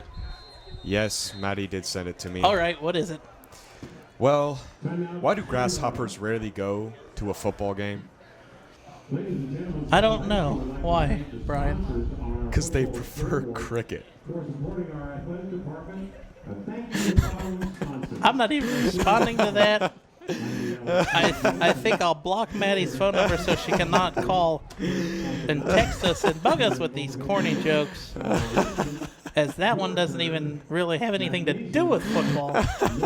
It's more of anthropology. And remember, folks, tonight's game is sponsored by Frickers. Get your Frickers wings any day of the week. They're really great. Today's broadcast is brought to you guys by MVCC and the students of Interactive Media. MVAS is a paraplegic sports club that provides recreational and competitive sporting opportunities for individuals with physical disabilities. Please visit the Miami Valley Adapted Sports.org for more information. Cunningham now back with... After the Panther timeout, Cunningham with Foley and what looks to be a tailback with him. Drops back. Pass over the middle to number 83. That is Justin Rigg, as he takes the Panthers into the red zone territory with that catch down to the 18, pickup of about 17 on the play. 2 wide receivers at the top, 2 at the bottom. Cunningham snaps back, another throw. Targeted to Rigg. Rigg comes down. No catch. Refs say it was bobbled. What is your call on that, Brian? You had the closer advantage. He looked like he had the catch. He came down with the ball. It looked like he went over the goal line with the ball, secure in possession. I'm not quite sure why the ref called that incomplete. The corner that was playing coverage didn't knock the ball out. The ball never seemed to touch the ground, and he seemed to roll over with it completely in his possession. Unless Rigg juggled it going to the ground, that's the only thing I can think of. But, healthcare is not covered. I envision it's not covered by ref's healthcare plan. I'm sorry, repeat that. Vision is not covered by the ref's healthcare plan. So now it is 3rd down and 7. After the 3-yard carry by Foley up the middle. That almost knocks the wind out of the sails for the Panthers. I mean, they had the touchdown from my view. Almost picked off by a few times. 23 of the Centerville Elks. Just about had the pick. That is Ilias Motley, as he cuts the route. He cut the route off and really tipped it, and he tipped it away from himself, too. Now it is 4th down and 7, and Q-Bander is on to attempt the field goal for the Panthers.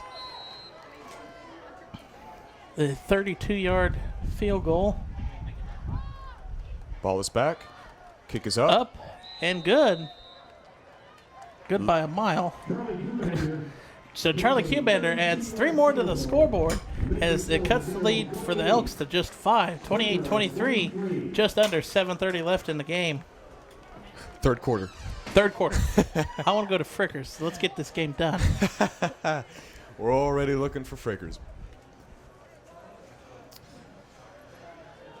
After the kickoff, Springboro will be on your left side as Centerville will be on your right side, wearing the black and yellow, widely known as the popular Wiz Khalifa song, Black and Yellow, released on the Atlanta Records.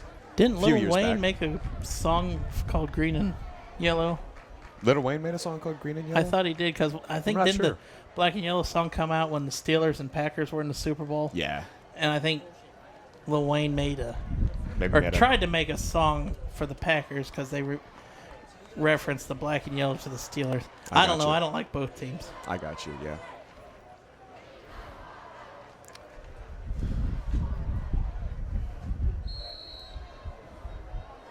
Panthers set to kick it off. Charlie Q-Bander kicking off for the Panthers. Ball is off. Oh, a little bit of a missed communication. Number 11 fields it and runs it back to the 25-yard line of the Elks. I think that's the first kickoff that has not went into the end zone. According to the stats, kickoff returns, you would be correct.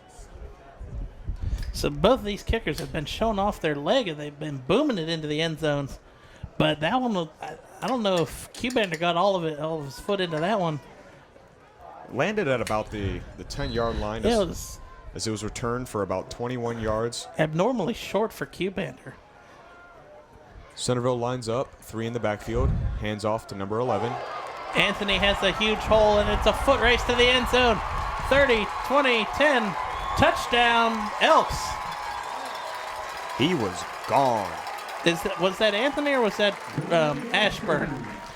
Number 11. That is Dominic Ashburn. Dominic Ashburn. What is that, 74-yard touchdown run. Monstrous run. What are you going to do? You can't block. I mean, Centerville blocked it perfectly. Springboro just looked like they were asleep on that one. They did not expect it. I'm looking over my shoulder to make sure the coaches aren't glaring at me in the next room. Springboro would not be too happy with that play. No, that is just a total Complete mental breakdown. breakdown defensively. You can see that the Springboro Panthers offsides on the kick. Obviously, the ref didn't see it. I mean, as the extra point is good, but for the Elks now 35-23, that really busts the game wide open now. I mean, you've had 2 75-yard plus touchdown runs. Plays. The 75-yard Yeah, that pass one by was a Harrison. catch. Then the 70-plus yard run by Ashburn just then. 35-23. It's still a manageable game. If the Panthers can respond here, Well, yeah, plenty I mean, of time what, in the game. 10 seconds came off the clock? Not too. Not even that. I mean, Centerville, I guess they've proven that they can score very quickly. Very quickly and very. Well, Panthers have really been able to retaliate and get another and even match the score. They've at least been able to push the ball. They've been Yeah. able to respond. Even though they didn't get a touchdown on the last play, they were able to respond and get 3 points. See what they can do on this. Centerville now lining up to kick it off for what would be the 5th time today. He's also boomed it into the end zone every time, too, I believe. Yes, no kickoff returns for the Springboro Panthers yet. Number 99, ready to kick it off. A booming As that kick one will be into the end zone. It'll be in once the again. end zone because by OHSA rules, once the ball crosses the plane, the runner cannot bring it out. So Springboro will reset and try to pick up their defense. Really, it's Centerville's offense that has kept, or Springboro's offense that's kept them in the game. The defense has given up huge plays down the field.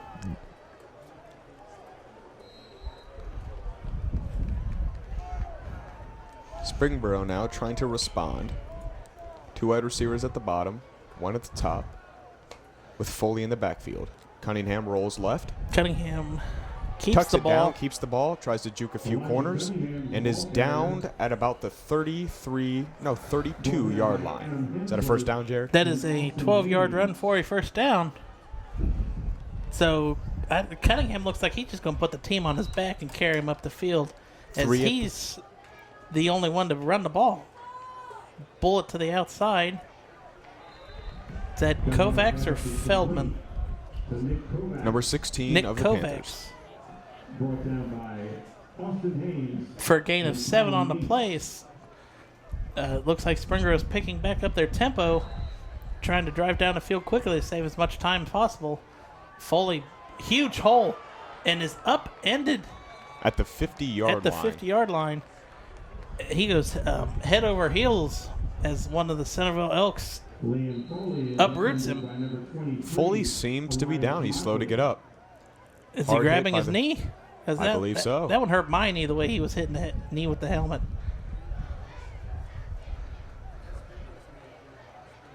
Foley looks to be in some severe pain. He's writhing right now. Trainers all looking at Foley's knee.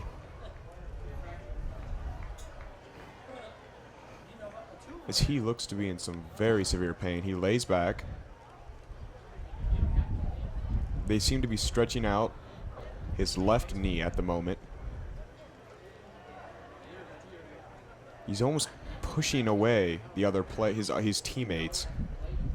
He's in so much pain. Get away from me, he's saying.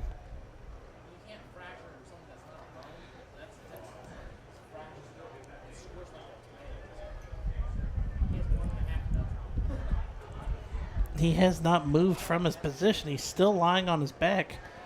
I think the only reason his left leg up in the air is maybe to relieve some of the pressure off the right leg, as he's still holding that knee.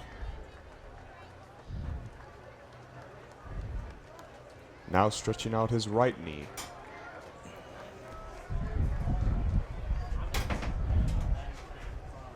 Looks like the coaches have shooed away all the players from him. It looks like Cunningham's still over there by him, though. I think, well, Cunningham is the captain for this Springboro team. Helmet comes off of Foley. That's not a good sign It's when the not. helmet comes off When on the the helmet field. comes off, it's not good. He Foley is up. stands up on his own power. He is Is he being? He's not being assisted off the field, so he's walking off under his own power. We might not see him the rest of the game if it took him that long to get up. Say a little prayer for him and move on with the football game. So, who is that replaces him in the backfield? Number 22 for the Panthers. That is Dylan Jones. Hands off to Dylan Jones, up the left side, and already His beautiful run. His first play into the game, and he picks up a big first down. 14 yards up the left side. Drives him deeper into Centerville territory, up to the 34-5.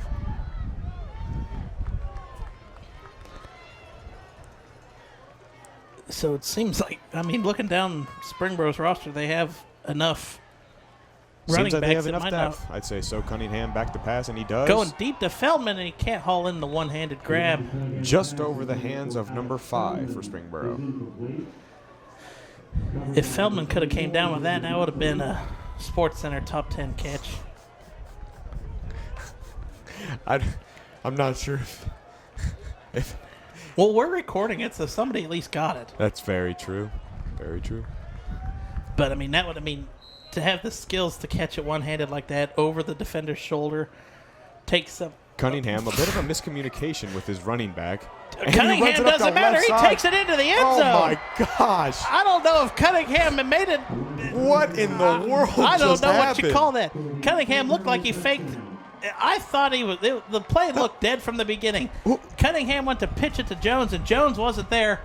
I think Cunningham said screw it and ran up the left side of the field. He turned to the left side. Jones looked at him like, Jones are you just crazy? like, you got it. And then he just turned the other way and ran up the left side. That shows his speed and agility as a. Centerville looked like completely dumbfounded. Yeah, They didn't know what the heck hit him. Centerville was there in the backfield to hit him. My goodness. That's 2 times tonight or today that we've seen the running back cause a major dysfunction in the backfield, but the quarterback still turned it up the field for big plays. I'm surprised they don't go for 2 here to cut it to a field goal game, which could, well, Would it the be a kick field goal? almost blocked. No, it'd still be a 4-pointer. It'd still be 31-35. Oh, I added too quickly.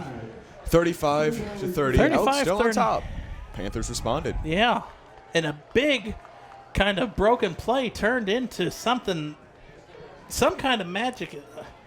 I think the Panthers have some sort of horseshoe on their sideline. That was one of the luckiest plays. Yeah, could that will possibly. never happen in a million years, no matter if the stars realign twice. That would. Cunningham is lucky he just had a good wide receiver block on the outside. Cunningham turned to the left. Jones was on the right was side. on the right side. He looks at him like, it's your ball. Cunningham's like, okay. And just takes off the took left off side. the field. He had a big block on the outside by Kovacs. Allowed him to get to the outside and turn the corner, and he was off. No one caught him. Springboro now comes out to kick it off for, what, 5th, 6th time? 6th time. 6th time. Updated score from the other MVCC rival game for this week. Fairmont is now up 24-10 over the visiting Miamisburg Vikings. Last week, Fairmont lost a heartbreaking battle in the Battle of Kettering against Alter Knights, and Miamisburg beat Thurgood Marshall 28-6 in their first game. But right now, it looks like the Birds are taking advantage. A high kick fielded at the 4. Is that Dylan Jones? He makes one tackle miss. He has the kicker to beat. Well, the kicker slows him down, and 15 more Panthers seem to jump on him. But Centerville gets the ball at the 42. Very good field position, 42-yard line. As the Centerville Elks will come out 1st and 10. That was a huge return. Very impressive. So far in the second half, the kickers don't seem to have the leg anymore. I mean, they both have tried to kick it, and it hasn't gotten to the end zone. Each of them two kickoffs, and both of them times, have been returned. Both of them have been returned. That one for 40 yards. Centerville will take out or start possession at their own 42.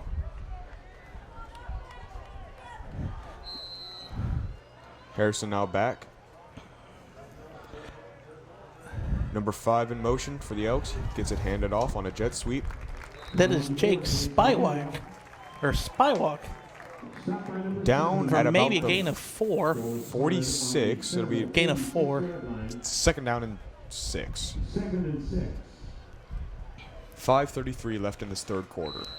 We've still got a fourth quarter to go. And This game I is gonna think be it's going to be intense. 50 to 50 something, It is going to be intense. if not more. Craftful comes in motion to you. Hand off to Ashburn. Ashburn makes 1 tackle miss, and then 6 more jump on him. As about a 2-yard gain up the right hash mark. That was a hard fought 2 yards. I mean, he had one of the deep. Is he down now too? Looks to be like everybody's okay. Number 55 for the Elks seems to. Looked like he was slow getting up, but the refs continue or motion to continue the clock.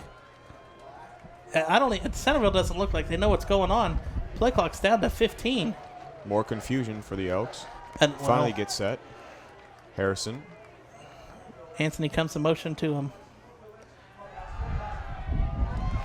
Oh, bobbles it and still hangs on for the first down. Number 26 with the reception. That is the Springboro roster.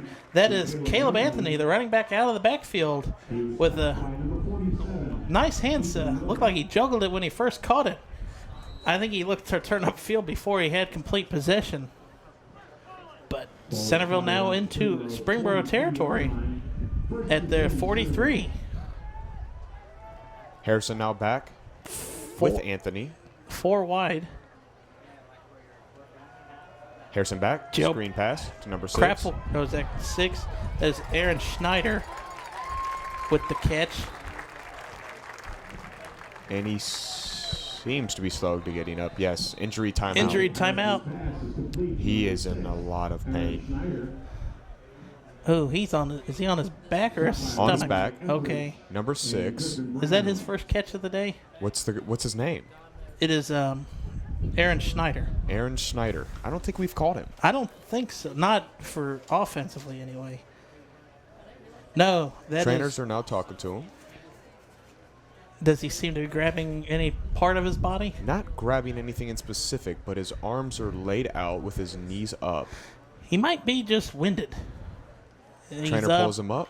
Maybe just cramps, and he's walking off. He's jogging off under his own power. Can't emphasize enough.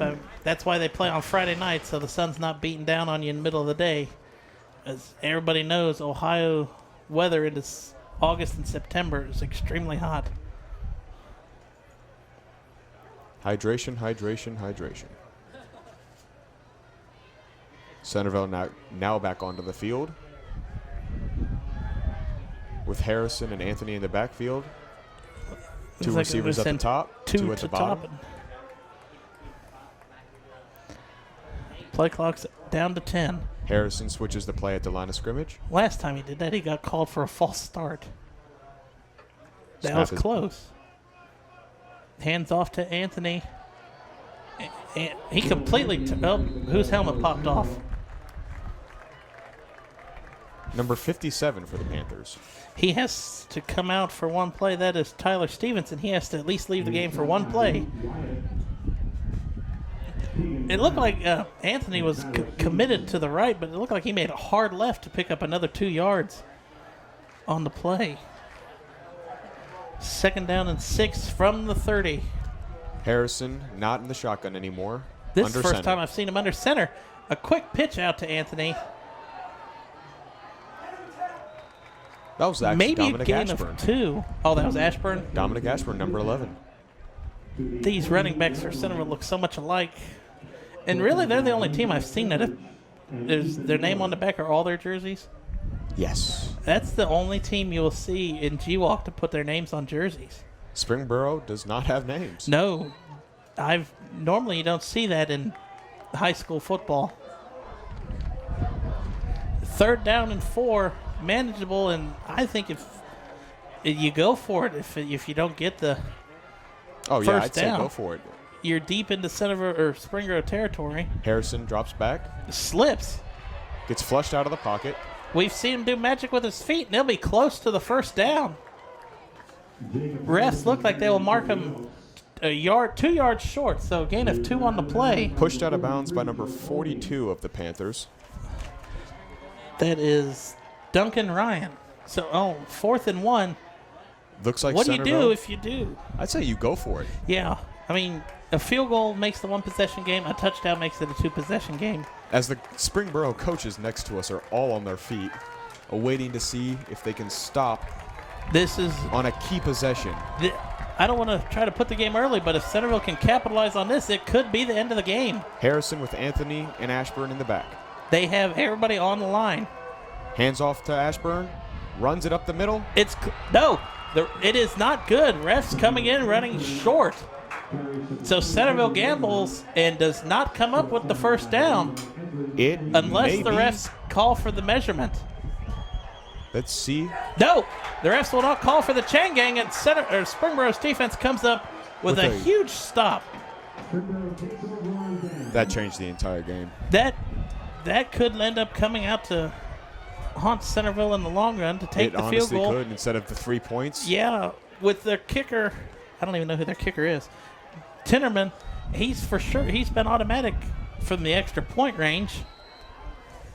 Let's see what the Panthers can do now off of the big turnover. You got to make them pay on this drive. Cunningham rolls to the left, throws it outside. Wide open receiver. Is that Kovacs? Number 5. Nope, that is Feldman. Those have been the only 2 receivers really to be targeted today by Cunningham. Big games for Kovacs and Feldman. Alex Feldman and Nick Kovacs. Cunningham gets the play from the sideline, calls it out to his lineman, along with Foley in the backfield with him. Hands off to Foley. Double reverse. To number 5 to Feldman. Feldman up the left side. Blocks up the field. And, who's the elk down here that is down? Alex Feldman takes the reverse to Springboro. Another injury. Luckily not for the Panthers. But for the Centerville Elks, it is... I cannot see the jersey number. No, he is on his back. Laying at the angle that you can't see. Oh, and the flag comes out. Most likely a personal foul against the Panthers. No, it is a bench warning for the Elks. That is another free 15 yards for the Panthers. Wow, costly penalties again.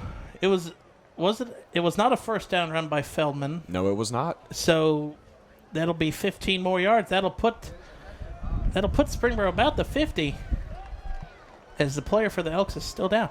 But on that run, Feldman looked like he ran right into the block set by Cunningham. The Centerville player is still down. Springboro Panthers will get it. 15 extra yards. And I'm not really sure what's wrong. Is he grabbing a certain part of his body yet? He's not grabbing anything, but there's 3 trainers around him. Well, at least good news for the Panthers. Foley's back in. Oh, Foley has returned? Yeah, Foley was in that play because on the reverse, Foley handed it off to Feldman, who then ran up the field for the short gain. Then the Centerville player was injured in the backfield. I'm not quite sure what happened, though. I didn't see him collide with anybody. I didn't see anything happen. He's now up. He's not up. Now he's up. Walking off under his own power. Number 89. That is Zach Whitaker. He's a 240. He's a D lineman, so maybe he got clipped maybe in the back by one of his own linemen or Springboro's linemen. Good to see him up walking off on his own Yeah, power. the way he's holding his stomach, it looks like cramps.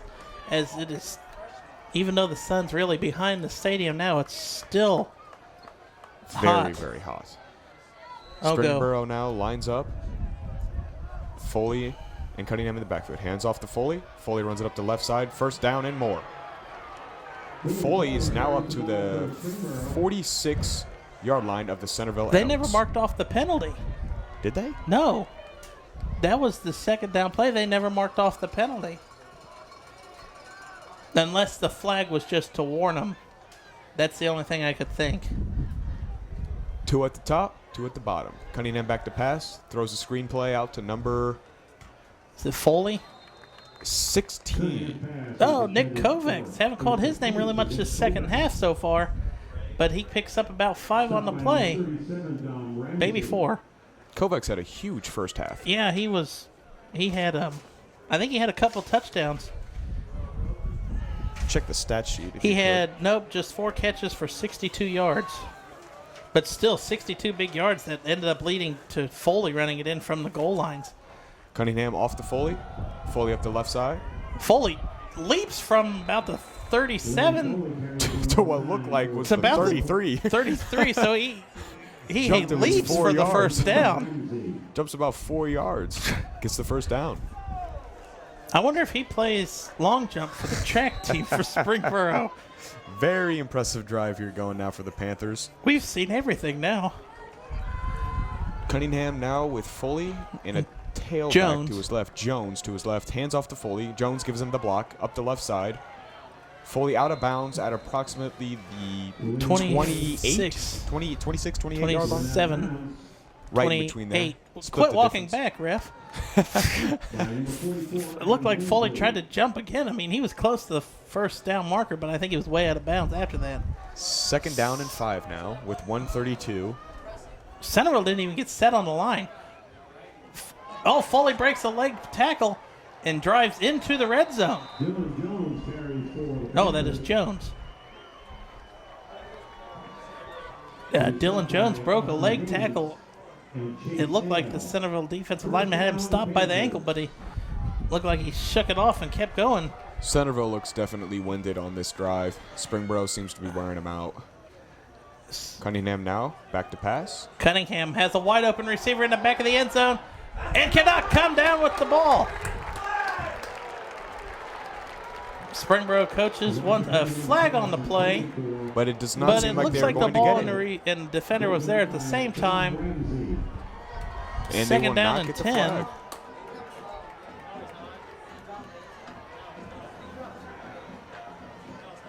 But both teams are looking winded. Maybe this no huddle is maybe turning the downfall to them too for Springboro, as they're not given early time to huddle. Or get any rest at that. Foley grabbed by the arm. Dylan Jones. Tackled by Chase Hale. He was a big key to the Centerville's perfect run last year through the season. A big defensive player. Had a couple of interceptions. Just under 45 seconds left in this third quarter. Springboro has 3rd 3 and receivers. 6. 3rd and 6. Springboro has 3 receivers at the top. Taking a shot at the end zone, maybe. Cunningham, little bit of a... It's a first down, and really right at the line. I cannot see who that was that caught. Tackled by Isaiah Motley. I think that was Rigg. Another quick Cunningham snap. flips the ball To Foley. and runs into the end zone for 6 more. A big 8-yard run to draw the Panthers. Oh, that will put the Panthers on top. 36-35. It'll be interesting to see if they go for the 2-point I would go for 2 to conversion. put it up a field goal game. I'd say so too. I mean, because you don't want to lose the game on a field goal. And the Panthers will opt to go for the 2-point conversion. Nope, they are going to They're kick gonna the extra kick it. point. As you can hear, the Centerville or Springboro student section is now challenging the Centerville student section. I love it when teams try to get student sections try to get each other into it. Kick is up. Kick is up and good. As Centerville or Springboro takes advantage off the Centerville turnover on downs, drives down the field 80 yards for a big touchdown run by Foley. As Centerville now up 37-35. They were down 35 to. They were down what was 28 to 20 or 35 to 23. So Springboro has really shut down Centerville this third quarter after the long touchdown run by Ashburn. And the Panthers have really responded.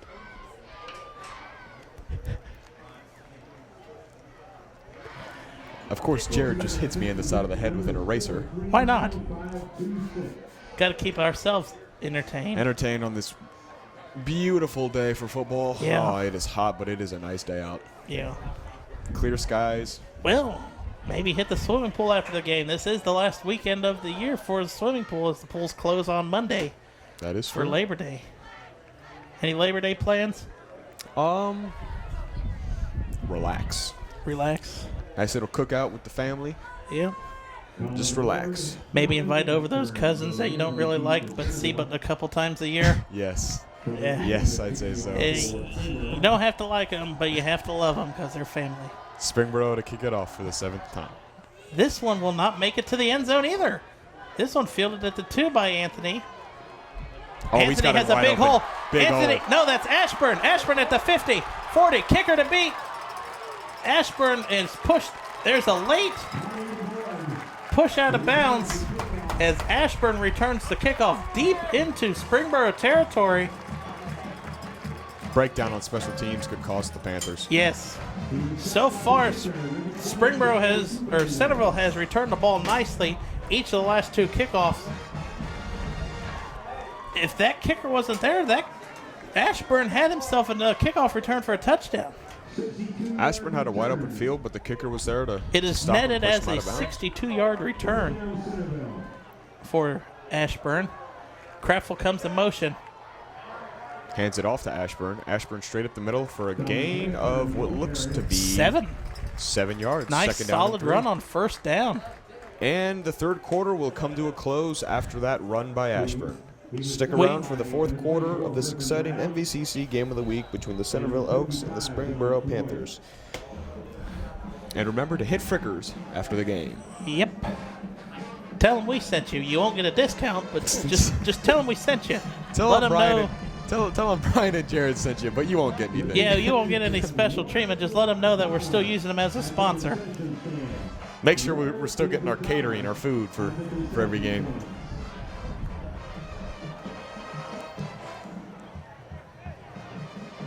At the end of the 3rd quarter with the score, Springboro 30. Well, it was close. I said by the 4th quarter each team would have 40.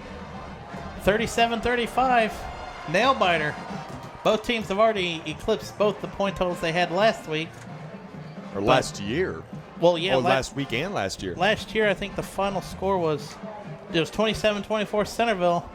And, well, Springboro had the lead late in that. They were up 10. Centerville scored 2 quick touchdowns in the last couple minutes. Really determined the outcome of the game. Let's see if Springboro can hold on and win the ball game. Next week, the MVCC Game of the Week van will be parked at Harmon Field in Miamisburg as the Troy Trojans come on down to face the Miamisburg Vikings. Interesting, did you know that Miamisburg moved down to Division II this year? Did they really? Yeah. Wow. I guess determining that is by the outcome of attendance over a 5-year average, and I guess they didn't meet the minimum. Understandable. So we will actually now have 2 Division II teams that we cover this year, Miamisburg and West Carrollton, and then 2 Division IVs in Valley View and Oakwood. Last week was a bad week for MVCC teams. The only teams that pulled off wins was Miamisburg and Valley View. Everybody else, they were all close losses. Centerville lost by 3, Springboro by 7, Fairmont by 21, Oakwood by 7. I mean, it was all close. As Harrison drives his way backwards down inside the 20, down to the 10. Centerville's now threatening once again after that giant kickoff return by Ashburn. I'd like to see now there's not really dominant teams anymore in high school football in the Dayton area. Everybody's kind of closing in on each other, and they're going to be more competitive games. Because I remember when I was in high school, Centerville dominated everybody and would win 59-3.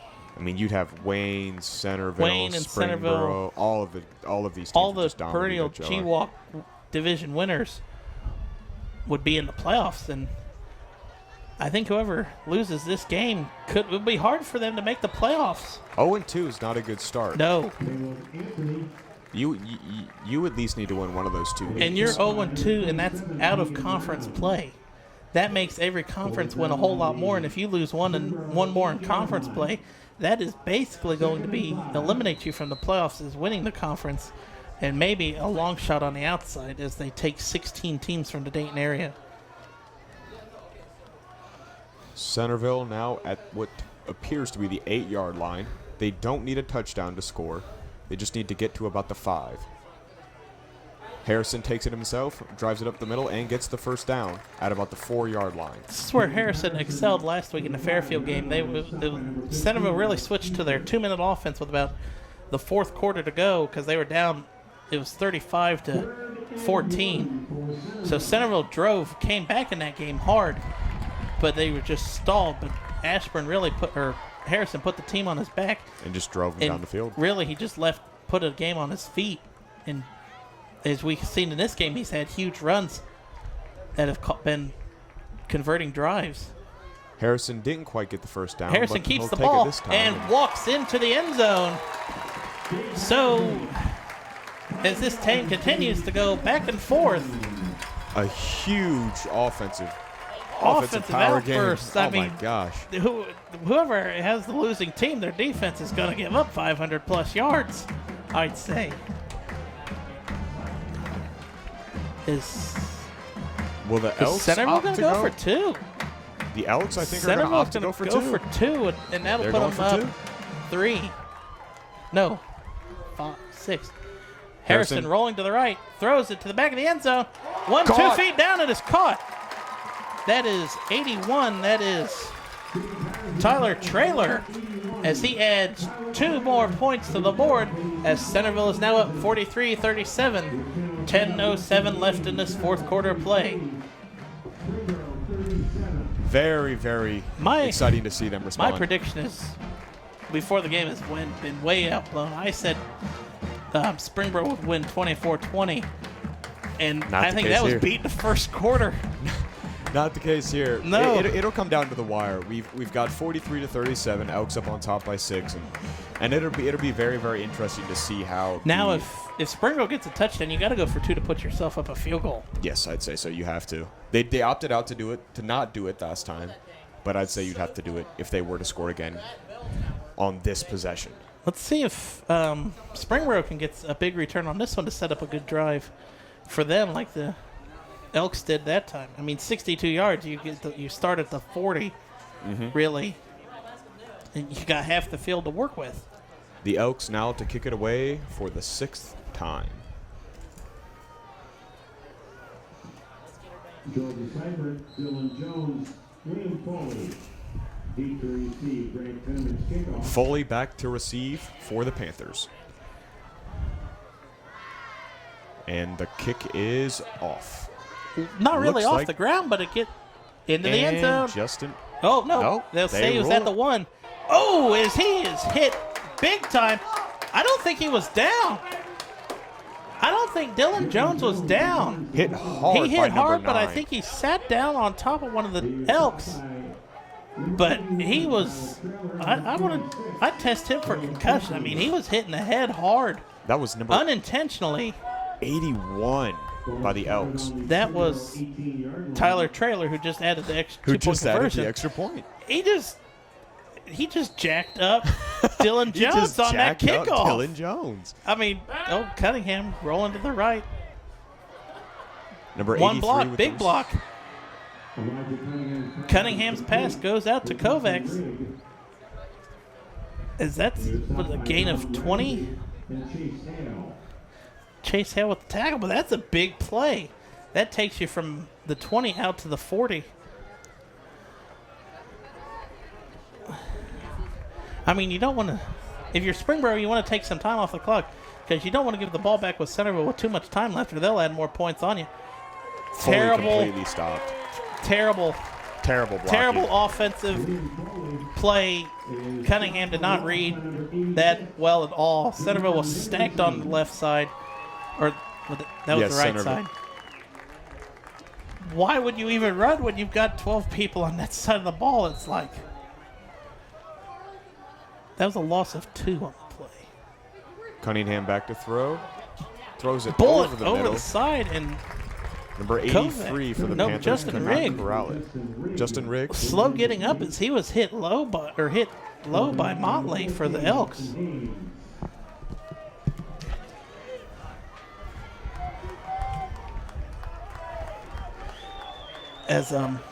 So now 3rd down and 12. Big 3rd down for both teams here.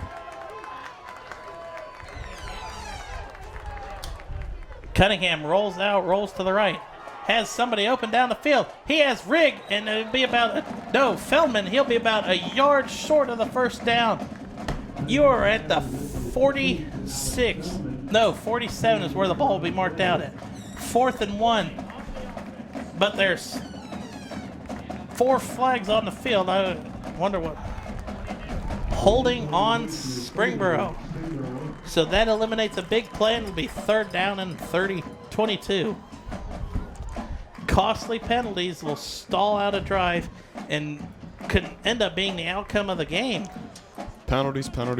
That's what'll get you. Coach will reiterate that in the game, in the Post game. after. Centerville's drum line trying to get the crowd into it. As Centerville's section is really both teams really filled up as the game progressed. A lot of people turned out for a Saturday morning football game. Good collection from both teams. Yeah. Springboro was packed yesterday before the game eventually got called, but a nice turnout again today. So 3rd down and 25 from the 22. Cunningham back with Foley. Cunningham rolls to the right side. Cunningham has nobody deep.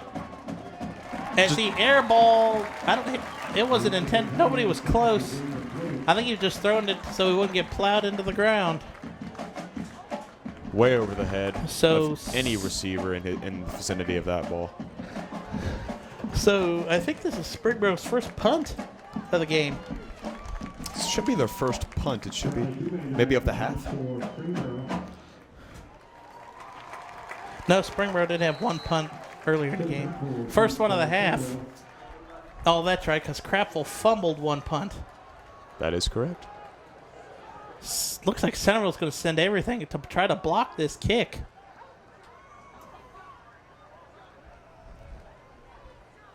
It got so quiet in the stands. Ball is back. Oh, it's on the Low ground. snap. He picks it up. That's a flag. He ran into the kicker, and the flag will be thrown as Crapful is plowed by like 6 Panthers. But running into the kicker is a 15-yard penalty, and I think an automatic first down. Penalties for the Elks costing them right now. If that is an automatic first down, personal foul is an automatic first down. Penalties. So that changes everything, as now it is 1st down and 10. It'll be from the 15 yards from the 22, the 37. And once again, the penalties are a key factor in this game. Both teams. You had the penalty first in that possession by the Panthers, and then the roughing the kicker basically forces the Elks to stay out on the field for defense for even longer. That was the Elks had it blocked. I mean, the Elks, they were there. The kicker had to rush it because it was on the ground. The center, it looked like he didn't get it between his legs or something all the way because it skidded to the ground back to him. Cunningham back, hands it off to Foley. Foley up the left cuts side. back in and hit hard by a barrage of Elks. Or would it be a gaggle of Elks? What would you call it? I'm not sure what you would call it, Jared.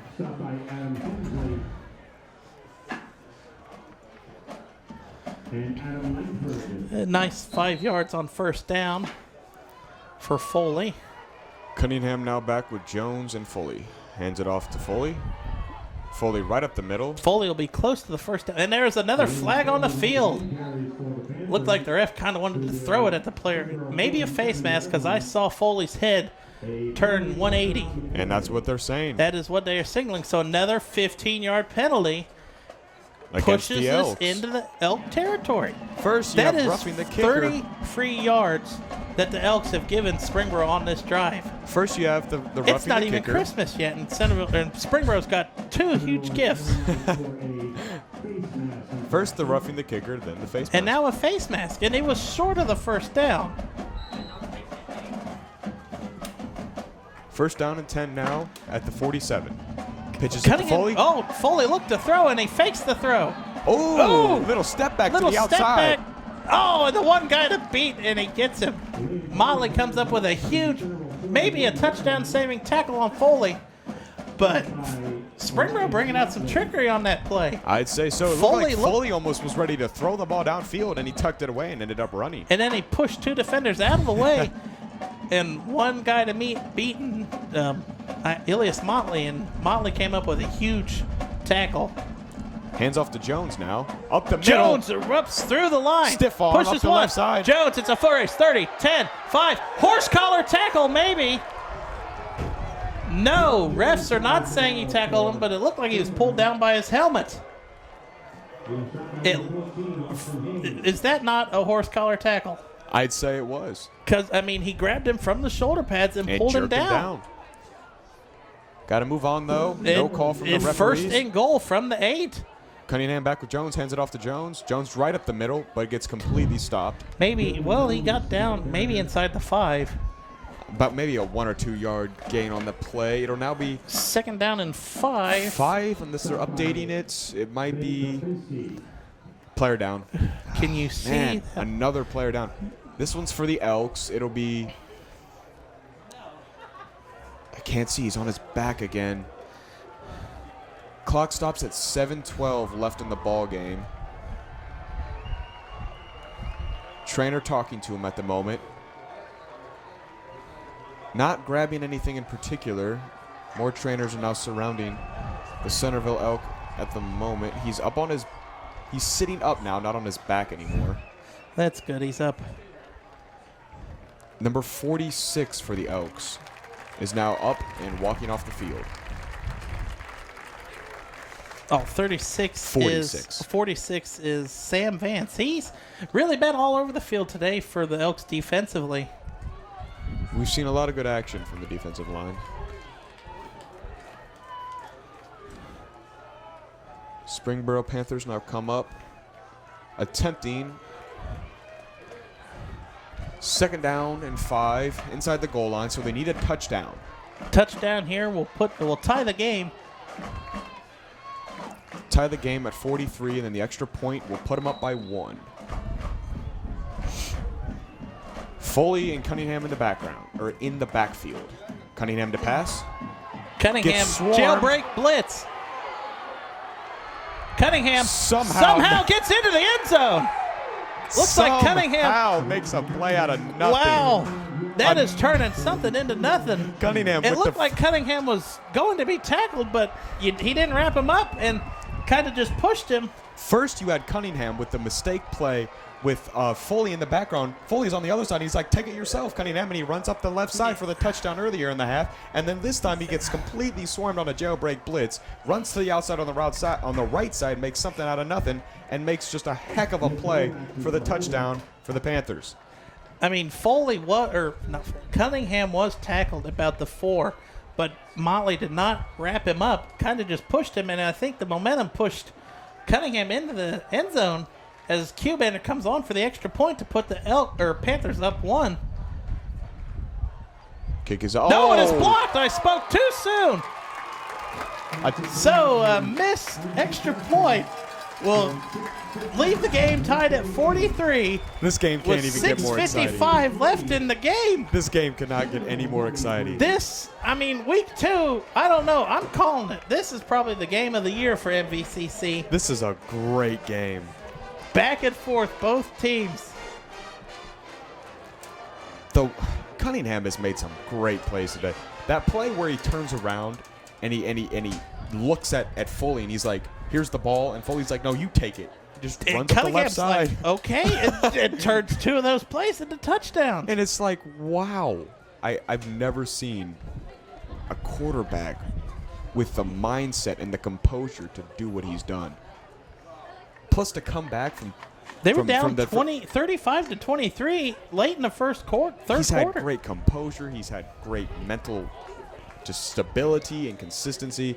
And he's been a really good team leader throughout this game. Centerville now back to receive the kickoff. Let's see what the Elks can do. Oh, I got to stand up for this one. Why, you got the pillar in your way too? These high school stadiums are not built for announcing, really. I mean, you got pillars like every 10 feet.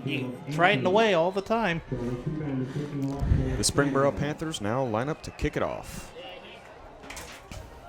For the Q-Bander on to kick the 8th time today. Yes, 8th time. Well, this ball looks good and is in the end zone. So Q-Bander must have. I think Q-Bander might be a little mad that the ball he didn't get the extra point. Maybe he put a little emphasis on that ball. Must have eaten his Wheaties this morning. Yeah, breakfast of champions. Springboro defense already out on the field as the Centerville Elks offense huddles up. Wants to talk over what they're going to do on this offensive drive. You got to score. 6:55. 3 or 7, you have to score. 6:55 left in the game. You got to do something. Both teams have been answering each other very well back and forth. The defenses for both teams have to be worn out. Yes. With the offensive powerhouses that have been going on, that have been just going back and forth tonight. And you hate to see it. I mean, one of these teams will fall to 0-2 as Ashburn takes a big hole and gets a first down run. He's still going. Gain of 15 on the play. Up to the 35-yard line. So Ashburn's having himself a nice little game tonight too. Etheridge with another tackle for the Panthers. I mean, one of these teams will fall to 0-2 and be in jeopardy of not making the playoffs. Oh, it's a shame. These two offenses. I'd like to see these two teams get into the playoffs and play a Cincinnati team.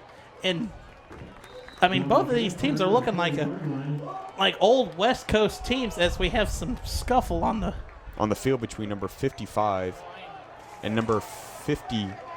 Two 55s, both 55s from both teams. That is John Floyd for the Panthers and Michael Purcell for the Elks.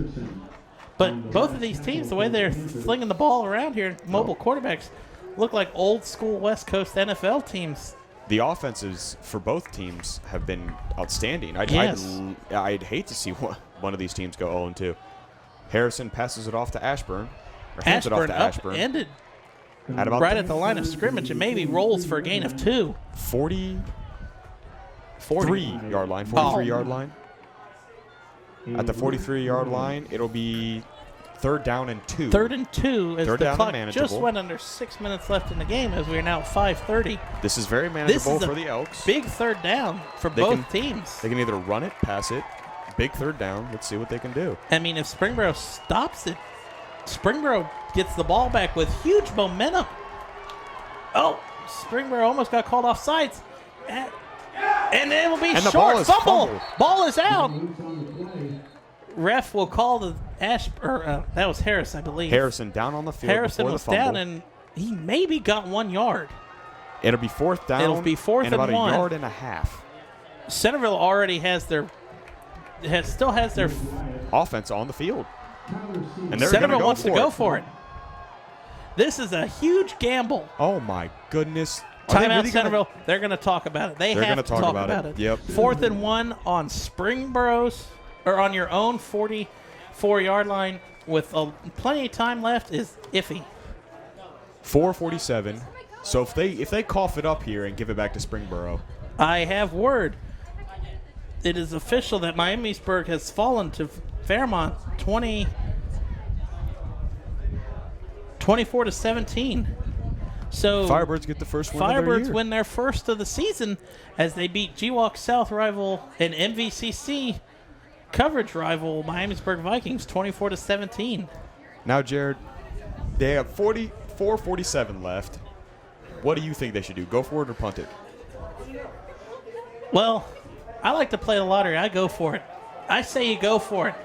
If you don't, never mind. I'm not even going to finish that sentence because I see the punter on the field. The punter's on the field. They might do some trickery here. Look out for a fake punt. What is the number of the punter? The punter is 99. Yeah, that is the normal punter. Watch out for it, though. And another timeout has been called. Timeout, Springboro.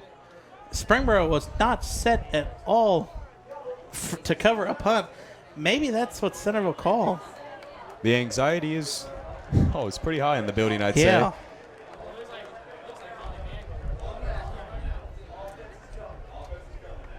It looks like Centerville's bringing back in their offense.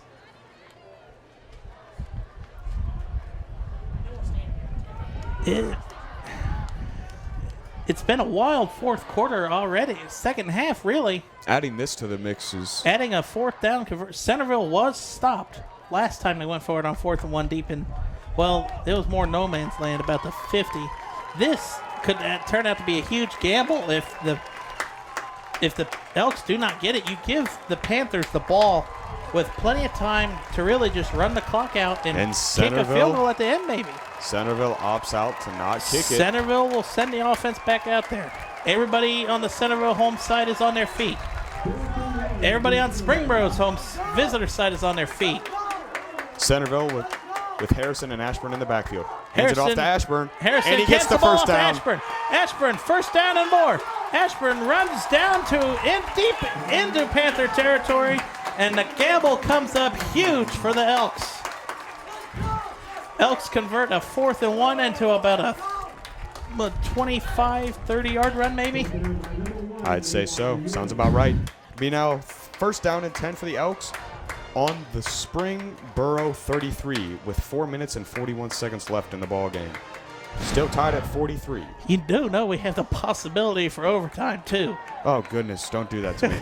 Don't do that to me. Craffle comes in motion. Hands off to Ashburn, straight up the middle. Ashburn gets the rock and goes, and we'll be close to another first down. One ref is signaling second down, one signaling first. Are they going to measure it? I believe they're going to play on. Nick Kovacs with the tackle for the Panthers. The scoreboard says second one, so I think they'll take it. Elks line up. Harrison, well, looks to be like he's going to go under center. You don't really see Harrison, that. Nope, he's out of shotgun. Back out to the shotgun. Probably Ashburn, just calling blocking plays for the linemen.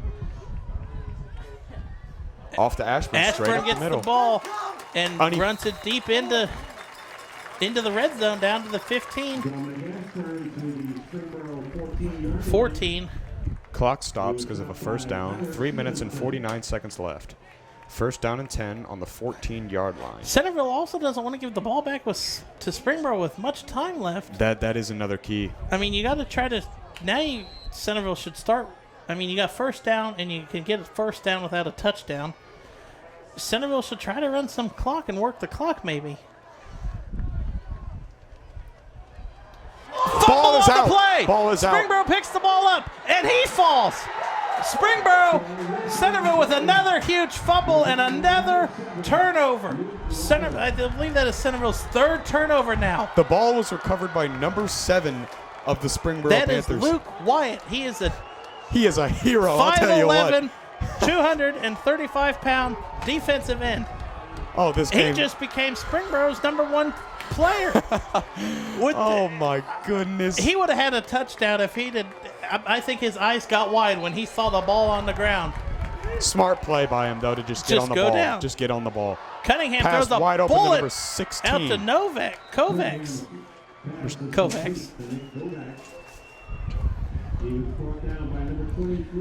So now Springboro really could just run clock out. All you got to do is kick a field goal, and we get to go home with a win. There's only 3:25 left with the clock consistently running.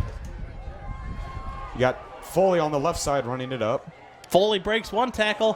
Helmet comes off, but he'll get the first down after that. Stopped right at the 50-yard line. First down was marked at about the 49.5. This is the freshman football cheerleaders' names for announcements. I'm not sure how to get to here. Go through this door and take it to the main PA announcer. Okay, thank you. You're welcome. So Foley has to leave the game for one play because his helmet popped off at the end. Jones now in the backfield with Cunningham. Cunningham yells out signals to his lineman. Lineman looking back at him. We are under 3 minutes left in the ball game. Hands off to Jones. Jones gets the ball and hit immediately. Clock consistently running. 2:51 left in the ball game. Stop for a loss by number 44, Adam Hensley, and number 56, Ben Karpinski.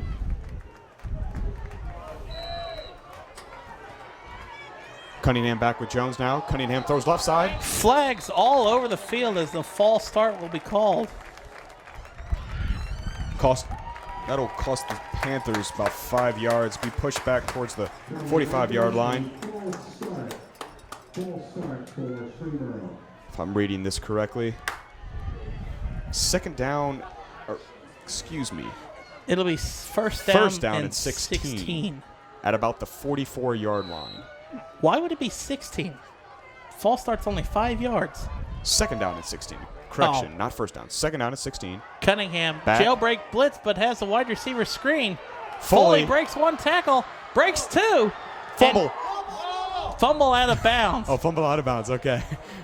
So the ball goes where the ball is out of bounds. So it'll be third down and 2. As I see in my binoculars as I'm looking down on the field, Foley gets popped and the ball comes out, and I'm like, don't tell me another turnover. That would be huge for Centerville if it would have stayed in the field of play. But ball goes out of bounds, and now the Panthers have it. Third down and 2 from the 43. At the 43 with Cunningham, hands it off to Foley. Foley goes right up the middle. Foley first down and some more. Foley keeps the legs churning and picks up 6 more after the first down. Centerville now has to start thinking about timeouts. They got 2 left with 2:13 left. Ball now on the 35-yard line. Just 2 minutes and 10 seconds left in this ball game. Clock continuing to wind down. Cunningham and Foley getting directions from the sideline. I mean, they're already in Springboro field goal territory. Kovacs that's Rigg with a big catch and pummels his way through down to about the 30. That'll be the 28. Gain of 3 on the play, maybe. We're down to 1:35 left in the ball game. Second down and 3 for Springboro on the 28. Cunningham and Jones getting directions from the sideline, along with Riggs and all the other wide receivers.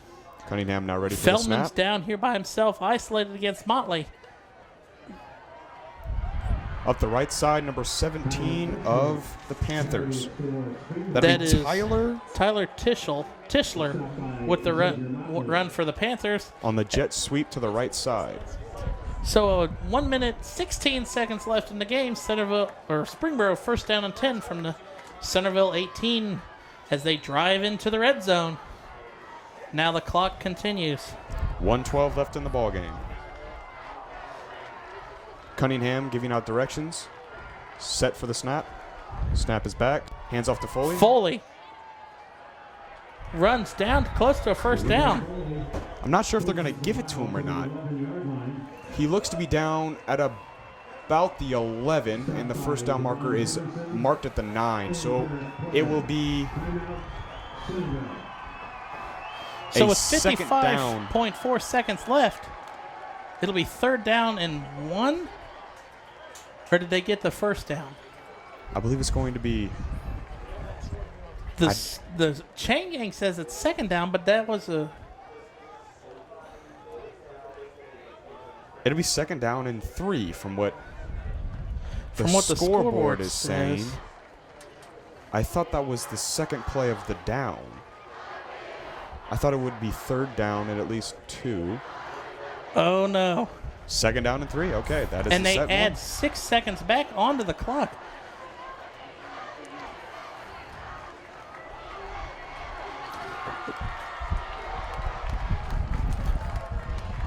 We just got an update. From the second MVCC game. Miamisburg scores on a Hail Mary to tie it up all at 24. So we're going into overtime in Kettering. We'll keep you updated as much as possible. So both of our 4 of our teams we cover are actually playing each other this week. And both teams are putting up points and late in the game coming after the outcome. Foley out to the 10. 5 touchdown. Foley scores with 53.4 seconds left in the ball game. Puts Springboro up 49-43. This would be, I don't want to call it an upset because the way these teams have been playing today. It would be a huge win, though. It is a huge win for Springboro. To get a win over Centerville in Centerville is something not many teams can say they do. If they can hold on. 53 seconds left is a lot of time for football. It is. This is a huge extra point. This is a huge extra point because considering they're only up by 6 right now. 49-43. If he makes it, it'll be a full 7-point game. Tal is allowed to be on the field. Ball is back. Kick is up. And it is good. Springboro up 750 to 43. 53.4 seconds left. If Centerville gets a huge kick return, it's a ball game. This is great. Honestly. All four of our teams are playing well tonight. We could have 2 overtime We games. could end. Well, Miamisburg and Fairmont have one Already into in the overtime. 24-24, and now this could be an overtime game if Centerville can pull it out. And I'm not going to count Centerville out. No, 53 seconds is a lot of football. We'll have to see if they can get a good kick return or not. That'll be the key. If Centerville can get a huge kick return.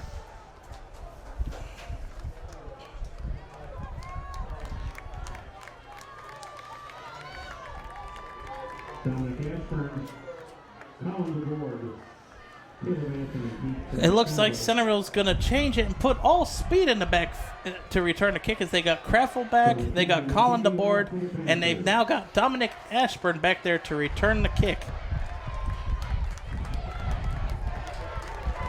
Everyone in this stadium is on Everybody's their feet. on their feet. We're on our feet. Springboro's on their feet. Springboro set to kick it off. Oh, God. This is what you love about high school and root for high school football. The kick is up underway and deep into the end zone. They got to go 80 yards, Jared. Centerville has to go 80 yards and get a touchdown in just 53 seconds. They have one timeout left. Springboro is 53 seconds away from a huge This is GWalk a win. huge win. Huge. I cannot emphasize it enough. I mean, not many. Centerville does not lose on a regular basis. They don't lose Centerville does games. not start a season 0-2. 10-0 and then 0-2. That is 2 totally different outcomes. I mean, you start. Oh, God. Centerville sending all receivers out. 2 to the top, 2 to the bottom. Ashburn will stay back with Harris in the backfield. Harrison gets the ball, looks to throw, and he does. Ball Number 3 is with the caught reception. by Nate Richmond. Richmond makes some moves to go upfield, but time is ticking off. 45.5, and Centerville calls a timeout. Nope, first down will move the ball. So that's what Centerville needs to do. They need to. Is that Richmond down? The receiver who caught the ball. That is Nate Richmond. That is huge injury for the Elks. Richmond, I think, has had 2 touchdowns in the game. I'm looking at the stats. Nate Richmond has 1 touchdown, 57 yards total, and this is in the first half. 1 touchdown, 57 yards, and a 31-yard reception. He has added a second touchdown in this game, in the second half. So this is He's up and under his own power. Good to see that for the Elks. So he has to at least come out for 1 play. And it looks like Jake Spywalk will replace him for at least the 1 play. Centerville has 3 receivers to the top of your screen and 1 to the bottom. Harrison back. Ashburn with him. Harrison throws a screen. And he's hit immediately, but he breaks the tackle. That is Colin DeBoard, and Centerville has to take the timeout. They have to call They the did not timeout. get out of bounds or the first down. I think they actually lost a few yards on the play. They did not get much. He was met immediately in the backfield and didn't get much after that. I mean, for as long as I've been around Dayton area football, Centerville has always been a dominant team. They don't lose much during the regular season. They don't lose much at home, and to start 0-2 would be a huge momentum killer. And really, it would put them in the bottom of the GWalk Central, which is the toughest division in GWalk to try to win. I mean, you got Wayne, Fairmont, Centerville, Beaver Creek and Springfield are all in that division. Those are all teams that have playoff caliber teams. But, I mean, if Centerville doesn't come back here and win, 0-2 is hard to come out of. It's very difficult when you're trying to make a playoff push. And with this, if Springboro holds on to win, that's 1-1, and that'll put them at 500 in ties. Harris going deep. He has it beat, and Richmond comes up with a huge play. No, that is Tim Craffle comes up with a huge grab. Craffle. That is a 65-yard catch to put the Elks into the red zone. A huge As I was talking throw about, by 0-2, and Centerville clocks the ball wisely, only takes off 1 second left. This is huge. A huge pass by Harrison. Straight down the middle to who was it? That was Tim Craffle, senior receiver. Craffle. He Coming up big coming for the Centerville up Elks. huge for Centerville. Oh, my goodness. Harrison now trying to regain his composure. Settle down a bit from that huge play. He's got Ashburn. Pass over to Ashburn on the right side.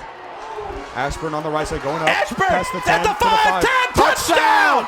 Oh my Ashburn scores goodness. with 12.5 seconds left. This is crazy, folks. It was 3rd down and 10 back here at the 22. A 65-yard pass to Tim Craffle, and then Harris is flushed out of the pocket and finds Ashburn out of the backfield somehow, I don't know, for a 12-yard run. Oh my God. This is what you love about high school football. You never know. You don't. Is Centerville going for 2? They might go for the win. They might go for the win. Harrison is back out on the field. And the offense for the Elks will stay on the field as they seem to be going for the win. Centerville is going for the win. This Here it is. huge. This is it. This is all or nothing, folks. No overtime for this game. No overtime. And Springboro calls the timeout. This is huge. Oh. Tinner Barner, whatever his name is, Tinnerman, has been automatic for the Elks. Why would you take him out of the... They want to go for it, Jared. That was Springboro's last timeout. I think Centerville just sent it back out there to get them to call their timeout. Hopefully I'm right, because I want to go into overtime. I don't want to see this game end. I don't either. This is one of the greatest games This that I've is ever by announced. far the best game that I've ever done with MVCC. I mean, the Centerville Fairmont game was great last year, but this is what high school football is all about. This is something else. Smash mouth, who's going to score more points? Football. And right now we're just 1 point differential. 12.5 seconds left on the contest, and I think Centerville's going to go all or nothing. This could be their season. Honestly, this could be Centerville's chance for the playoffs, or Centerville to sit at home in November and watch. This is huge. Centerville is Harrison. Harrison on the is field. coming back Harrison's out on onto the field. Harrison. This is insane. Harrison with Anthony in the back. Snap is back. Harrison left. is sacked. It is No! blocked. Centerville will not win. Springboro will hold on to win 50-49. Everybody in the crowds are stunned. There is still 12.5 seconds left. Centerville still has to kick off. Centerville has to kick off. Every single Centerville fan is dead silent.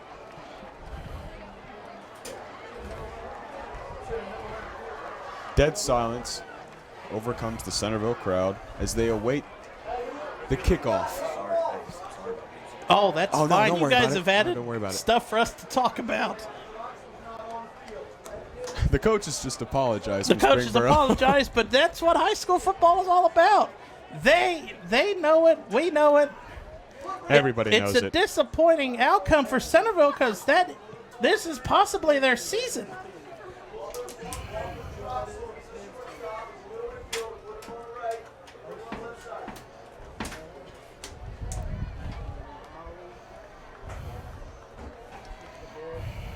I have been informed Fairmont kicks the first field goal in overtime. So they are up 27-24 over Miamisburg.